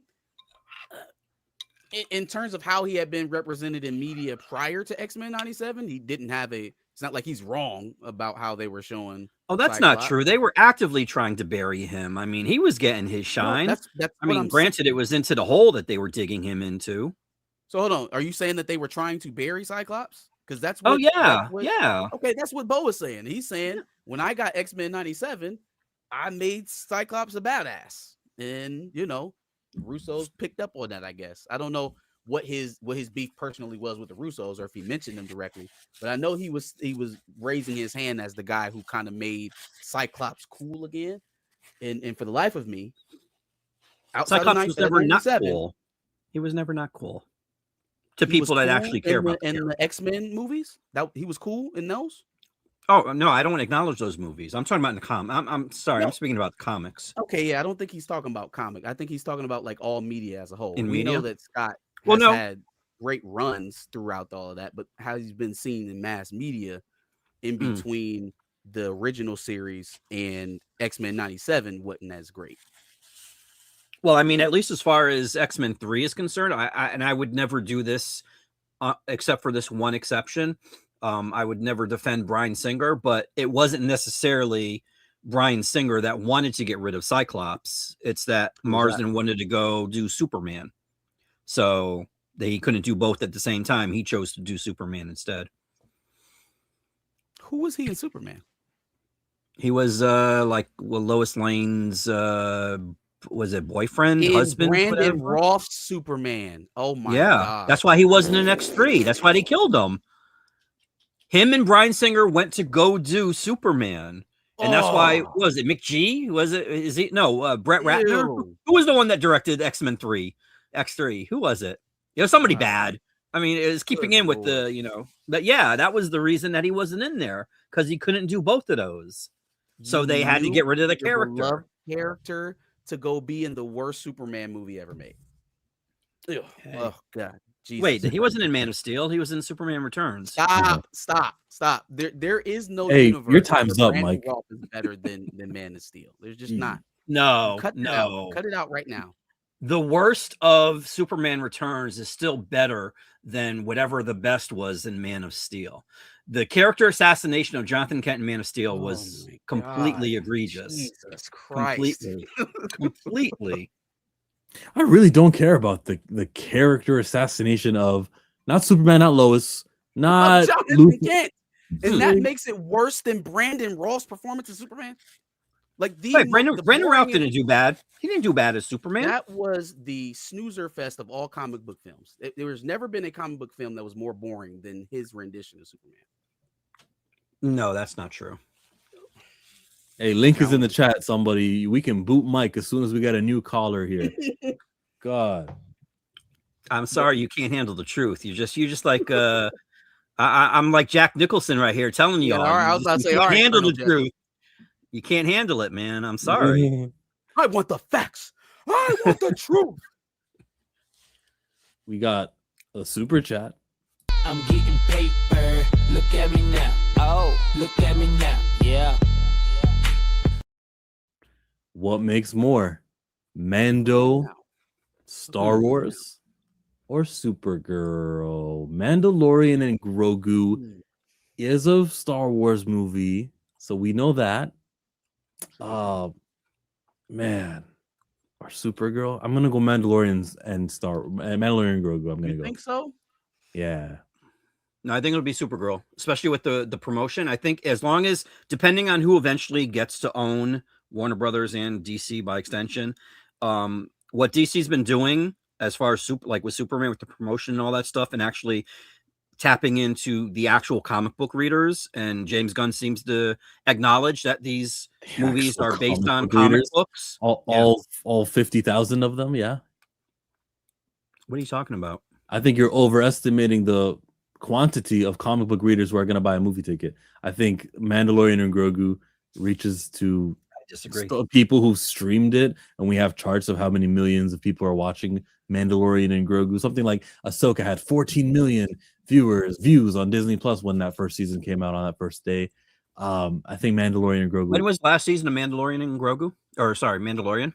Was it like 3 years ago? It's been so long that people had enough time to rewatch or watch for the first time and discover. That's how long it's been out for. So you think they're going to forget that Gina Carano was fired and that Jack Black and Lizzo was in there, and that made it a terrible season for some reason? Marcus, answer this question, please. Mandalorian or Supergirl? I've been thinking about it the whole time while you guys are arguing. I guess I'll lean towards Mando and Grogu. Good answer. I'll lean towards that one, I guess, for the edge. The Lucasfilm marketing machine, I think, will be a little bit more hype than secondary Superman character. Whatever you're sipping on, stop, because you're giving stupid takes. Johnny says Mando for sure. Only because I think Mando is going to tank. Supergirl will do 400 to 500. Tanking for Mando is $500 million. Like Lucasfilm is not. They're trying to get back the billies. So if they come out $500 million, that's absolutely a tank. Could it still beat Supergirl though? Maybe if it made 500 million, it's possible. Lanterns comes out first, doesn't it? Maybe like where our DC spirits will be high because Lanterns does what it does, and then here we go in June, Supergirl.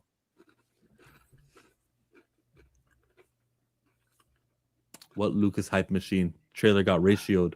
Sure did. I mean, I think in terms of marketing spend, Mando and Grogu will have a bigger budget than Supergirl. You also skipped Stamina's thing there. Star Wars branding might carry it, but Supergirl will be the better movie and better received. John Favreau's directing this. I don't know. It could be. Well, see, it looked better. Like when I saw the trailer in the movies, it did look like movie-esque, but it literally is just another episode of Mandalorian. Oh, you know? Oh, you're talking about the Mando Grogu. Yeah. No, Lanterns releases after Supergirl. Still unconfirmed as to exactly when. That upsets me. I want it's Lanterns. Later in their late summer 2026 is what they said. Whatever the hell that means. You know, DC comic books has been having a renaissance for this year, thanks to Absolute Batman. Thanks to All Elite Wrestling putting advertisements of DC Comics. Yeah, no, and you can have as many wrestlers cosplay as you want, and no, it has nothing to do with that. Because in fact, Swerve. I'm talking about Swerve. Yeah, although that's really like I don't understand. Like you have to be really stupid. Like why did they not see his potential when he was at WWE? Like I don't understand that. Like are you dumb? Yeah. No, I mean it's like it's racism. Like people are discovering that Jim Ross is racist. People, me too. I'm discovering Jim Ross was like racist, and I didn't know that. And because it's wrestlers telling us, that's why it's hurting so much. Because other wrestlers are telling us that Jim Ross was the racist guy in the locker room. I'm like, man, I love JR. Goddamn. Yeah, right. That's crazy. I didn't hear that. What happened? I think it was things he told to R-Truth, Devon Dudley. I think R-Truth. Really? Maven said it. Yeah. Yep.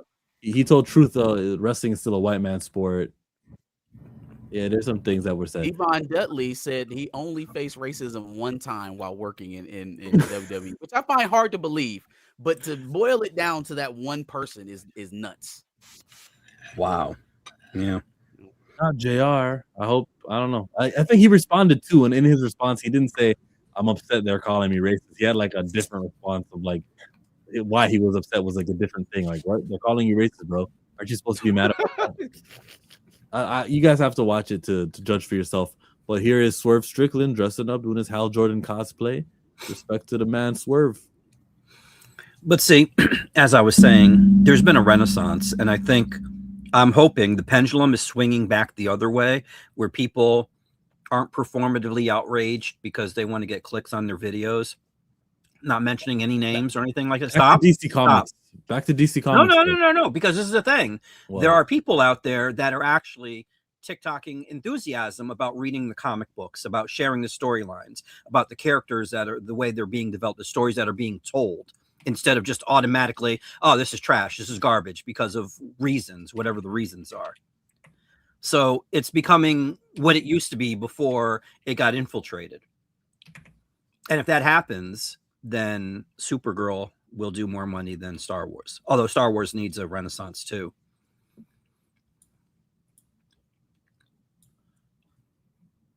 I'm going to show you something that you guys got to see. It's related to what you were just talking about, okay? All right, check this out.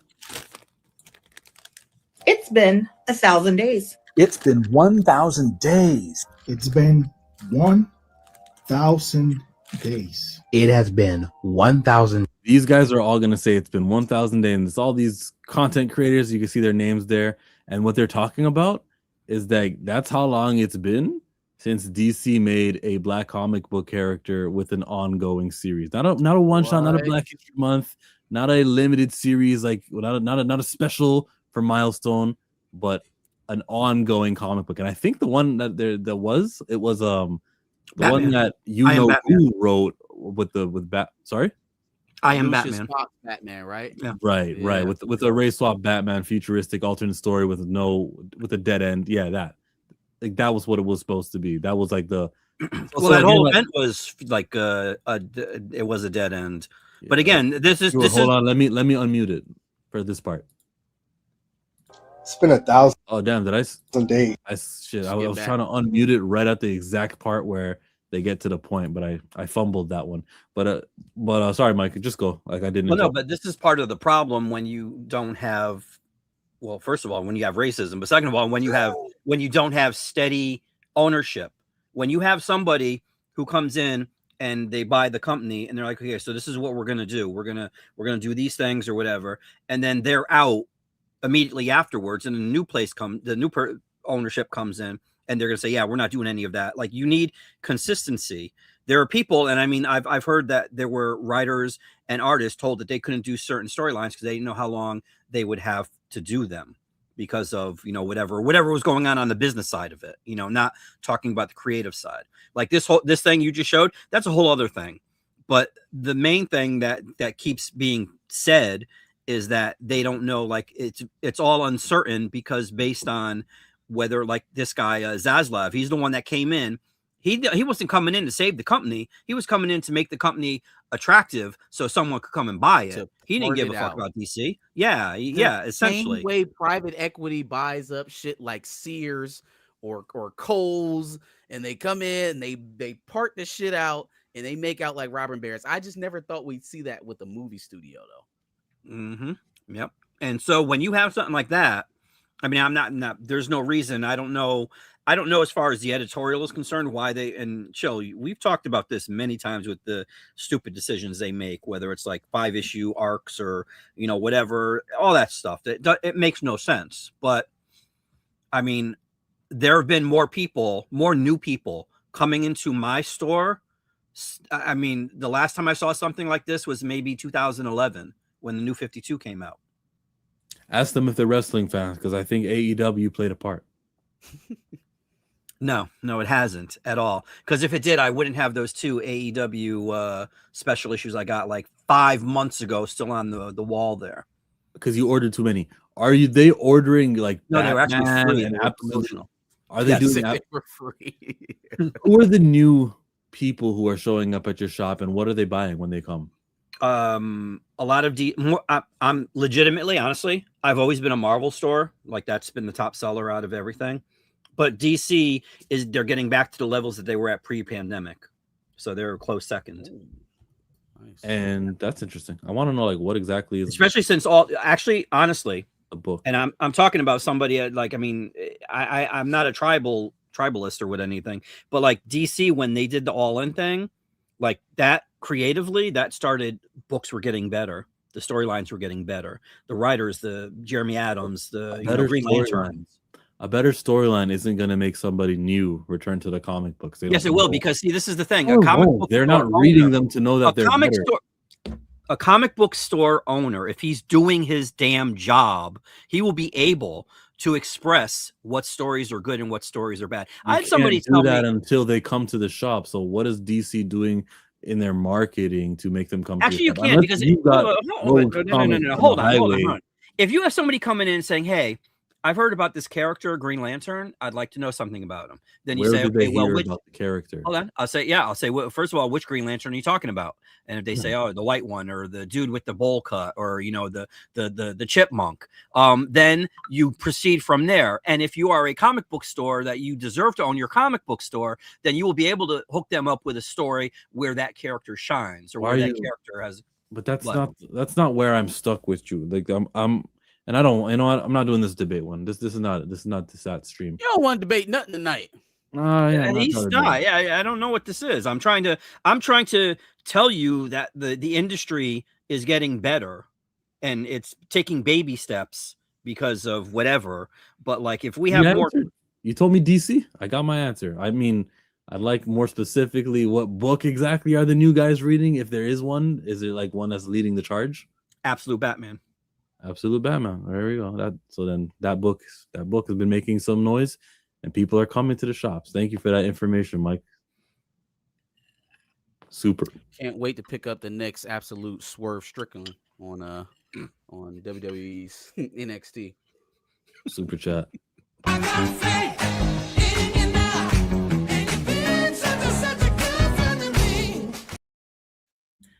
Battery again. Congrats to my boy Aaron Pierre ditching Tiana Upgrade. Oh, did that happen?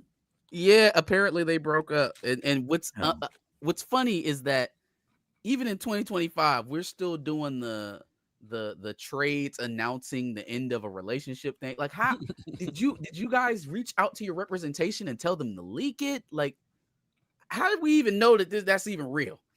But there were so many sites that reposted it and were talking about the story. Okay, but look what he's saying. He's saying upgrade. How do you upgrade? Yeah, what's his name? What is Wait, is that Tiana Taylor? Tiana Taylor, who he was with, and now he's saying congrats for ditching her. Upgrade. What do you like? Maybe he's saying not having her at all was an upgrade. maybe something that's did. With that. Well, I don't get it. I'm not missing this Tiana Taylor hate train. I don't get it. I don't know. Yeah. I mean, I'm not on it. I'm saying maybe he just maybe he's not. Nah, bro. Keep your money if you're gonna say something like that. We don't want to hear that. That's noise that I don't. Nope. In one ear, out the other. You got to explain that. I need that explained to me. The Kai Cenat GG thing, I think I follow. I think I know what's going on there. But this breakup, no, I didn't hear about that until just now. He just hate women girlfriends weird. hang out with rappers. She'll duck in the fade tonight. So nearly 4 years. Wow, that's crazy. But yet Marvel Comics hate black characters. Make it make sense. It's Johnny. It also this is what I wanted to say. If the last book was Lucian Fox Jr., if that's what the last book was, we got to be more specific with the ask. It's not just you need to have the ongoing series. It also got to be like an actual consequential story, actual black character who integrates with the Justice League, and we get to see a good writer on it too. It's not sufficient just to be like, here's this minimum wage artist and minimum wage writer, and you guys go do something for the blacks. Happy February. I don't want that.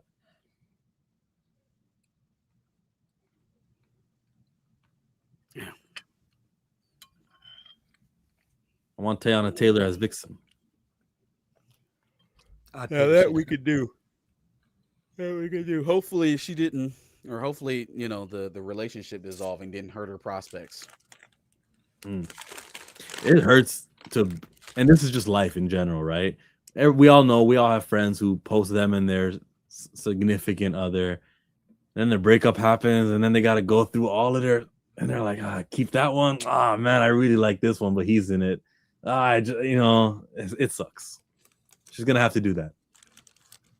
She can't watch back her Jennifer Hudson interview anymore.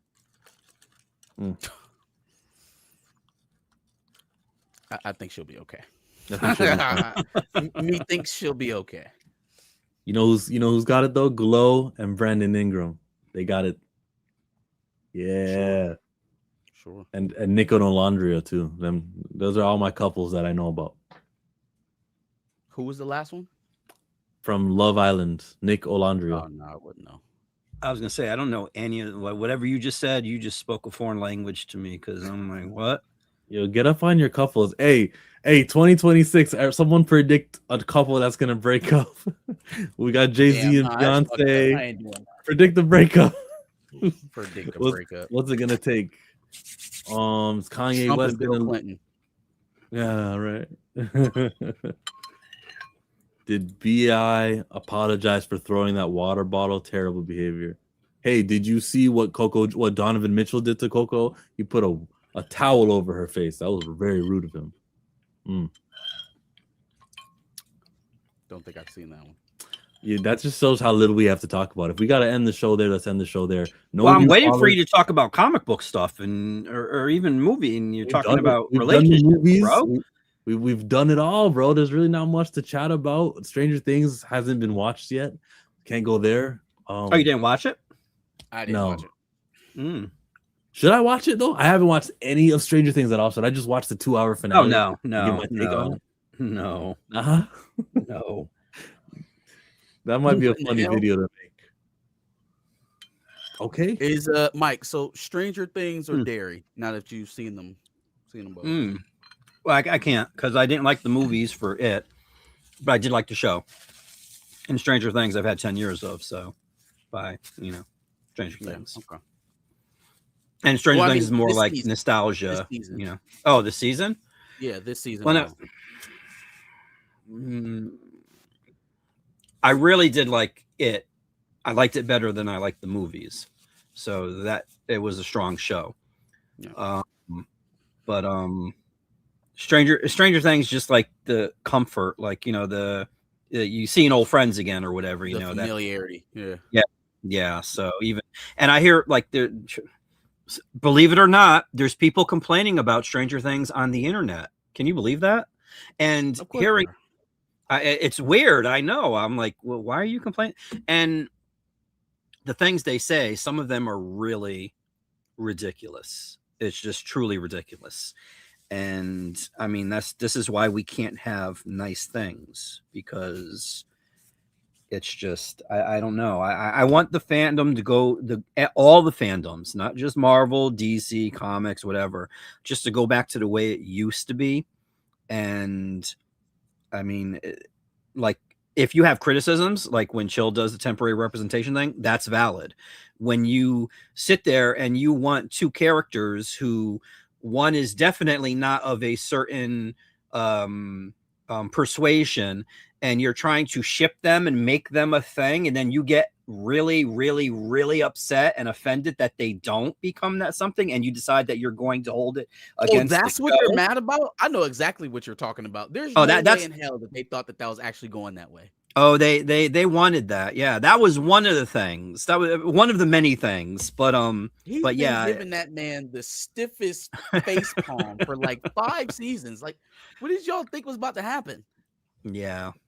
So I mean, it's just I don't know. I don't know if it's like a level of entitlement or, I don't know what it is. I've never like where we are today as quote unquote fans. I've never seen it be this, like, I don't know, bad, Have we seen Avatar, James Cameron Avatar? I only saw the first one, and that was more than enough. Oh, I haven't seen this new third one. I like the first two, but Mike hates everything. All phenomena are out for Mike. I did like Avatar, the first one. I liked it better when it was called Pocahontas or Dances with Wolves or Fern Gully or pick a story. Okay. Yeah. What actually sealed, and I'll tell you, Marcus, I'll tell you the exact point. Because see, I can tell you, like, for instance, Community. Have you ever seen the show Community? I have. Okay. It's a ripoff one of the I've seen it. Okay, can you like kick him, Phantom Zone him or something? Because it is absolutely a ripoff. Community is not a ripoff. Literally a ripoff about. Oh my God. Community is one of the greatest shows that ever existed in the history. I didn't say it was bad. I said it was an Office. No. Quite literally. Same two different things. Concept of show. No, name a character that is the equivalent of Abed and Troy in The Office. Go. What's Mindy? What's Mindy? Something. What is her name? The Mindy Kaling? Indian girl. Yeah. I can't think of her name right now, but her. No, not at all. At all. Keep going. Not at all. Who's your Dwight? Ron Swanson? Give me a break. Wait. First of all, wait. It is literally a character recreated. It's a lesser character. Pause. Wait, I didn't say Parks and Rec. I said Community.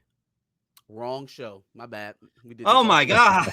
We did this all for nothing. Yeah. No. I wouldn't watch Parks and Rec because I hate what's her face, the blonde chick from she was on Saturday Night Live. I don't like her. No, Community is with Donald Glover and Chevy Chase was on there for 4 seasons, 5 seasons, whatever. You haven't seen it? Oh, you got to watch that show. But that Kristen Wiig? No, she's not on Community. Who's the blonde chick that you don't like from Saturday Night Live? Amy Poehler. Amy Poehler. Oh, yeah. She's got a weird face. It's got it's kind of unsettling. It's her ad because see, it seems because I've watched the majority of Saturday Night Live, but it always seems like mainly I'm sure the dudes have egos too, but it seems to be a female thing. But when they're on there, they have this attitude where they feel that they're funny, and if you don't find them funny, then something's wrong with you. Like they're being funny, you just don't get it. Amy Schumer effect. Amy Poehler was the first one that did that. I didn't even like Tina Fey until she started doing 30 Rock with Tracy Morgan and Alex Tina Baldwin. Fey is hilarious. Yeah, she's okay. She on that show. That show is great. But Amy Poehler was on the Weekend Update with her doing that. But she had that attitude. And then when she left, Kristen Wiig became the new person with the attitude who felt that she was funny. And if you weren't enjoying, and then when she left, it was the chick that was in Ghostbusters. The blonde chick, the other blonde chick, yeah. Well, she was the one. And then when she left, I mean, it's just like they hand this title down to whoever, and it's annoying. It's really annoying. So Amy Poehler, she was one of them. That's why. I mean, even getting through Inside Out was a chore, but it was good. But Community is a really good show, and everybody should watch it. I don't know why I brought it up, but it is one of the greatest shows on TV. I thought he was talking about Parks and Rec. No, I would never watch Parks. No. Yeah, and I agree, but I do agree with you, Marcus. Parks and Rec is definitely The Office, definitely. Avatar, Fire and Ash. Oh, but wait, no, hold on, chill. I'm sorry to interrupt. No, the reason I brought up Community is because I know the moment when I fell in love with the show. I can tell you the exact precise moment. I can tell you the exact precise moment when I realized Avatar was trash. is when Giovanni Ribisi was telling people about the mineral that they were looking for. And he said the name of it was called unobtainium. Right then and there, I was done. I'm like, okay, I'm going to enjoy the spectacle, the 3D, because James Cameron, say what you will about him, especially about these crappy movies, but he is always pushing forward for technologically advancements in movies. And I will, like, especially with Nolan too, as much as I don't like Nolan, he is one of those people that defends movie theaters and cinema going and stuff like that. So I respect that. There's an element discovered by a German called germanium. The way elements get named is consistent. Oh, so you're saying the one that they were looking for, they couldn't get, so they decided to call it unobtainium. Why? Really that's because they couldn't get it. Really? Come on. He could have come up. So the other 3 hours of the movie where they weren't even mentioning unobtainium is now tainted and throwawayable because of that name of the mineral. Well, see, but I the other 3 hours was like, maybe half of Ferngully, a sprinkle of. I mean, come on. I mean, I could have let it slide if it because of the spectacle of it. Did you like Can you watch Pocahontas Black Panther? Can you watch Black Panther? Because they call it vibranium. Why would they call it that? They don't speak the language of English. Why would it? Vibranium isn't. No, see, unobtained. Chill. If I have to explain, come on, man. Come on, really? You really do? It's I really not have a to good explain? name, but I'm also not accepting it to take the entire movie. I'm not taking that as why the entire movie is trash. The story was trash, but I'm saying that as far as the spectacle of it, as far as the graphics, as far as the presentation, that is what you're paying for. Say what?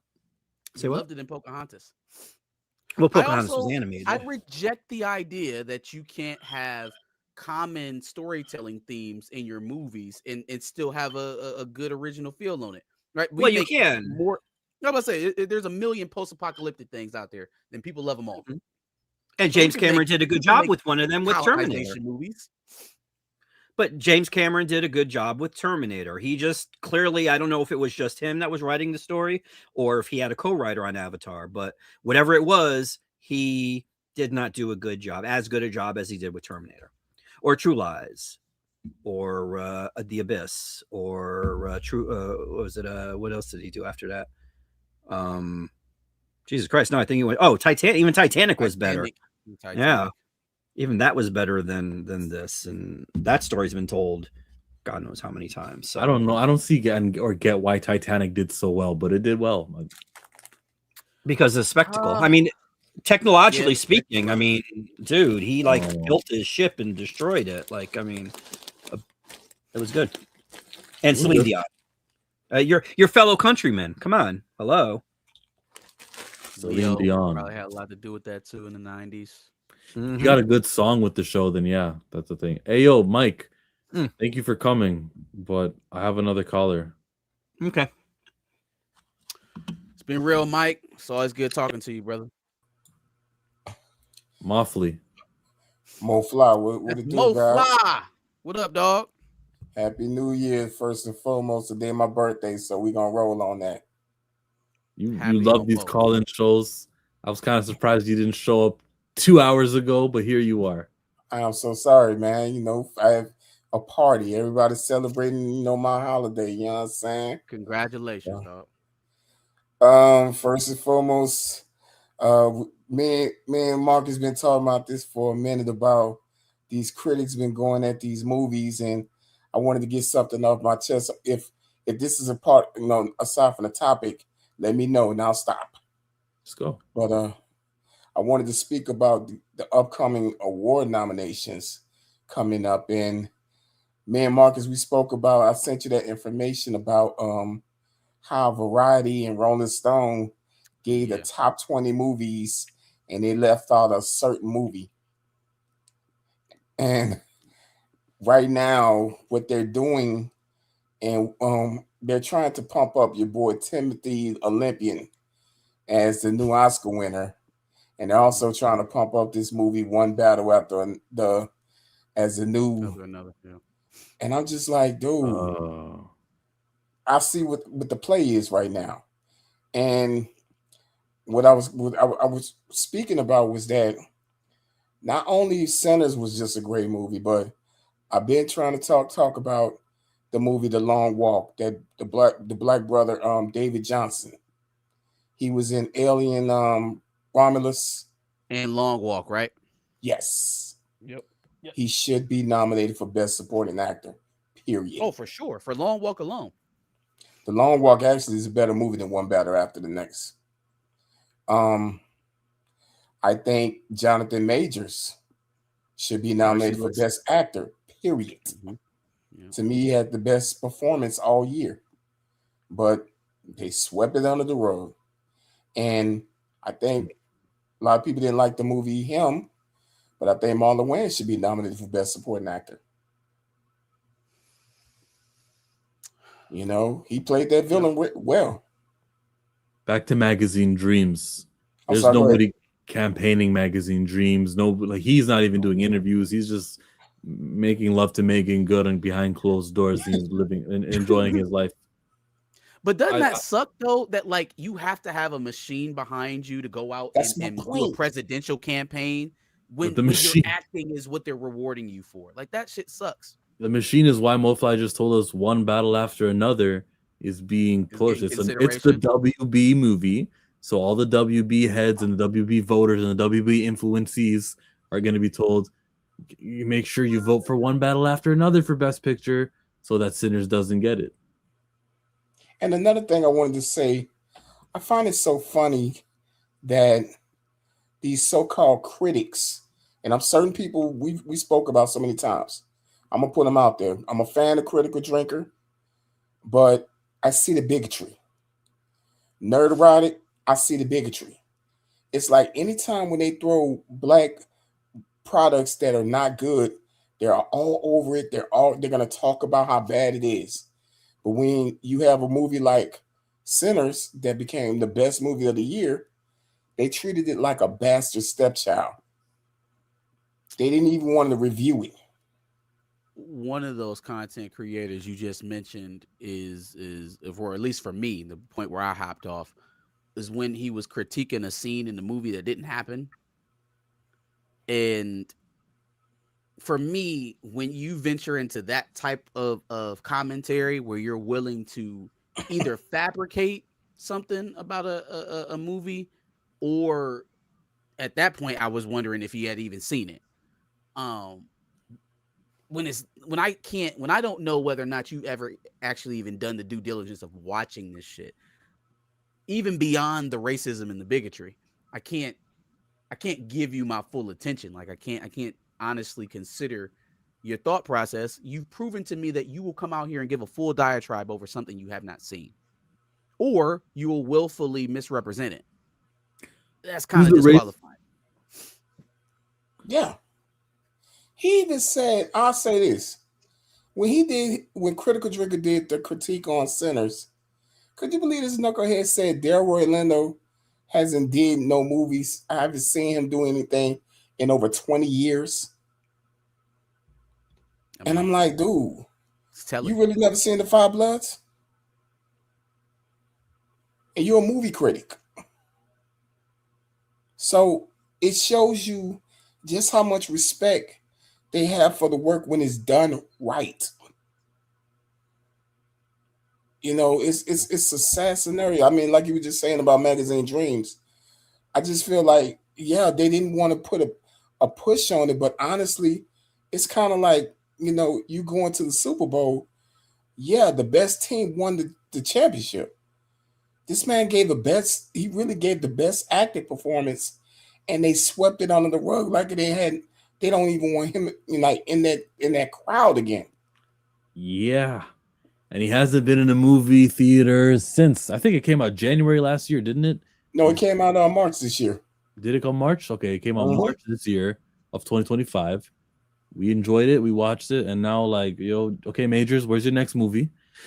I don't see anything with a trailer or I don't know. It's going to be rough. It's going to be rough. Let me ask you something, MoFly. Do you remember what won Best Picture last year at the Oscars? I think wasn't it Oppenheimer? It was. It probably should have been one of those movies, Barbie, Oppenheimer. You know, one of the most popular movies for the viewing public of the year. Well, Oppenheimer won It was last year. Amelia Perez. Oh yeah, Amelia Perez. I'm sorry. Yes, It was yes. Amelia Perez, the movie about a drug dealer who washed all their sins Transgender. away by getting a sex change. Yeah. So like, again, when that is the logic, like if that's who the awards are going to, and now we can pretty much assume how they got it, right? It's through advocacy. So like, how much longer, I guess, do you have to see those type of results before you don't respect it anymore altogether? Like I understand wanting an Oscar for our faves, but at the same time, when they continuously show us that they're not judging off of merit and there are other factors at play, it gets hard for me to even get mad when my faves aren't getting them, because I promise you, I have not heard anything about Amelia Perez since. Nope. You didn't hear anything about it before. You probably heard it on the press tour during the Oscar season last year, and that was it. I don't even know what streaming service is on. Honestly, hell, even when Moonlight won Best Picture, when last time anybody talked about that movie? No disrespect to it. Well, who did it launch? Didn't wasn't Mahershala Ali in that one? Yeah, he won Academy Award for that. Yeah, it helps him. But my thing, the point I'm trying to make is that they pick and choose what they feel like, okay, as far as black movies, which is, you know, the thing that they feel like us. I remember when the brother Nate Parker did Birth of a Nation, where he played Nat Turner, and at first it was supposed to be like the hype Hollywood movie, but then when the producers say, "Oh man, these slaves are killing white folks," Nat Turner, we got to assassinate this dude character. What did you do about 15 years ago with this so-called white lady that you was dealing with? You know what I'm saying? And they got, was it Gail? Who did it? Who was the Good Morning Show host who did it on it? Robin Roberts. Robin Roberts. Come on, just admit that you did something. Come on, just admit. And they just looking at this like, are you out your damn? So I mean, we can assume that was by extension probably Disney. I don't think Robin Robbins came up with the idea to ask him that question in a setting where he's here to promote a movie. It was more than likely Disney, right? Wait, no, I'm going to give Robin Roberts all the credit for asking that question. Me too. I mean, I for one don't think that the commentators on news shows write their own scripts. I don't think they write their own questions. And so if something like that is in there, it's because somebody wanted it in there. Did you see the interview we're talking about? No, I did. I remember it. It's just she tried to make Nate Parker just straight snitch on himself. Like, I won the case, all white jury. But we've seen the same thing with Gail and Jonathan Majors, right? Like there was a push to make him admit to some of the things that were asserted by him. I don't think that's an uncommon thing for that. What was uncommon about it is the fact that I'm not here on like general business or to talk about my controversy from years ago. I'm here promoting a product. And so who did Jonathan Majors do the interview with? And who was the interview with? Who did Majors do the interview with on ABC? I thought it was Gail. Wasn't it Gail? It was Gail King. No, it was Lindsay Davis, guys. Oh, I'm sorry. Okay. All right. Well, I know the questions were asked. Oh, yeah, it was. Other light-skinned black lady with the bob. But I think I'll say this, though, that a lot of these male black actors have to be very wary of how they can easily assassinate your character when you didn't even do anything, and they could still just basically end your career just like that off an accusation alone. And and you know who they'll do that with? They'll do that with Kai Cenat. They can't do that with iShowSpeed. He is so outside the machine. He doesn't need that. They'll do it with Kai. Right. Is they're gearing up. Basically, I'll say this before I get out. I remember I read an article about Wesley Snipes. Y'all remember King Magazine? Yeah, I do. Well, they had an article about him about why he was blackballed in Hollywood, and he was speaking about the Blade movie and all that. But then in the article, they spoke about a controversy where this junkie had made an accusation that she was his cousin and she got pregnant by him, and they wanted him to go to court. And what it was that Wesley decided not to go to court. He was like, bro, you don't ask Robert De Niro or Leonardo DiCaprio to be going to court over crazy accusations. But here's the thing, what he said though, he said it wasn't even about the accusations. It was about what type of money he got. What's his assets? What is he connected with? In other words, how can we control him? And that was in the article. 3 months later, that's when they got him on tax evasion. The tax evasion. So this is something, I mean, I've been wanting to get on, talk with you guys about this. It's something that we never, people just see and it slides in. And the worst part about it is these actors get their character assassinated and they never work in these mainstream movies again. And they're talented artists, mind you, but they don't get that pull, Yeah, because it's the same 5 studios in charge of what's a mainstream movie. Like the guys who ponied up the budget for Jurassic World are the same guys doing, I think, Minions, and the same guys doing all the other big Universal movies, Fast and Furious. Now I'm hearing right now they're trying to get Cynthia Erivo to be Storm now. So go figure. Don't talk that into existence, please. Hey man, thank you guys, man. Y'all be blessed and y'all have a happy. I'm sorry. Wait. Cynthia Erivo, Children of Blood and Bone is coming 12 months from now in January. Are you amped for that? Very amped for that.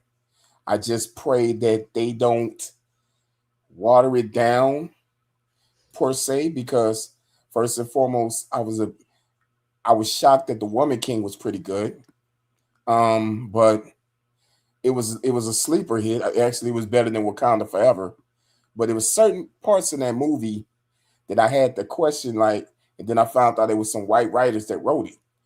If y'all saw the movie, you seen when the girl got smacked in front of her father, by the dude that supposed to be married. And I'm like, when in my lifetime have I ever seen a black father let somebody smack their daughter and you just stood there and just like, okay, right in the beginning. Man.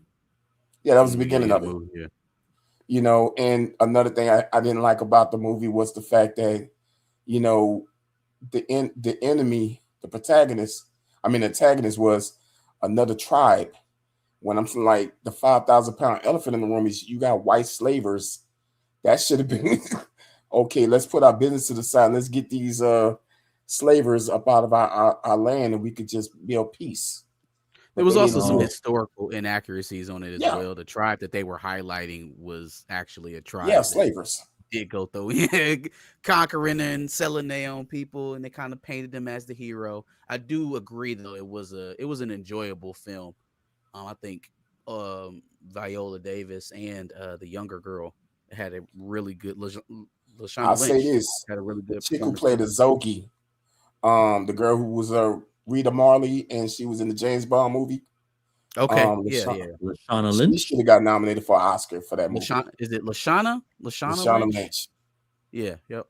She should have got nominated for an Oscar for that movie because she killed that role. She killed that.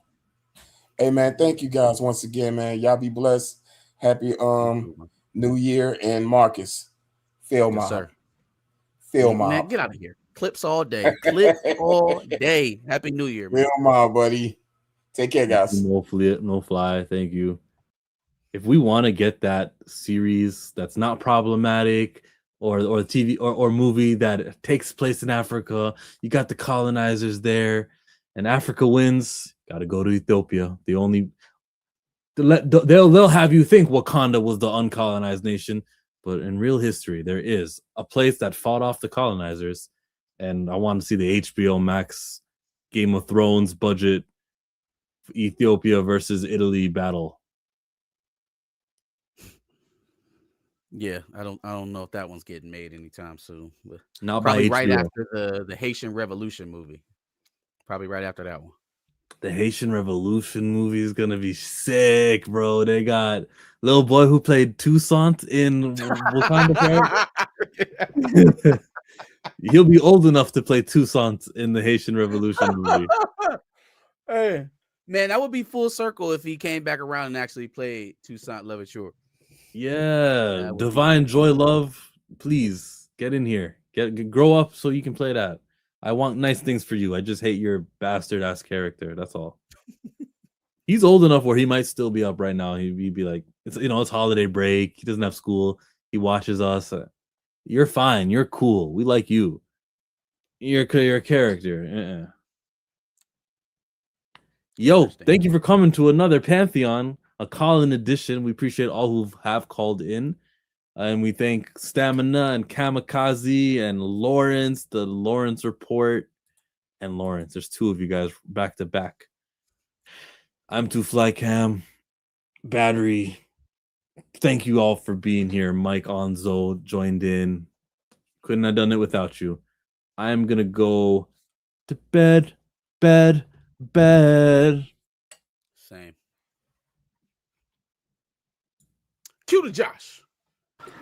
Hey, I've been watching y'all every single time on Thursday and Friday because I swear to God, y'all switch up every now and then. But rock out. I'm fucking with it. I'm out. Thank you, Josh. Appreciate it. All right, dog.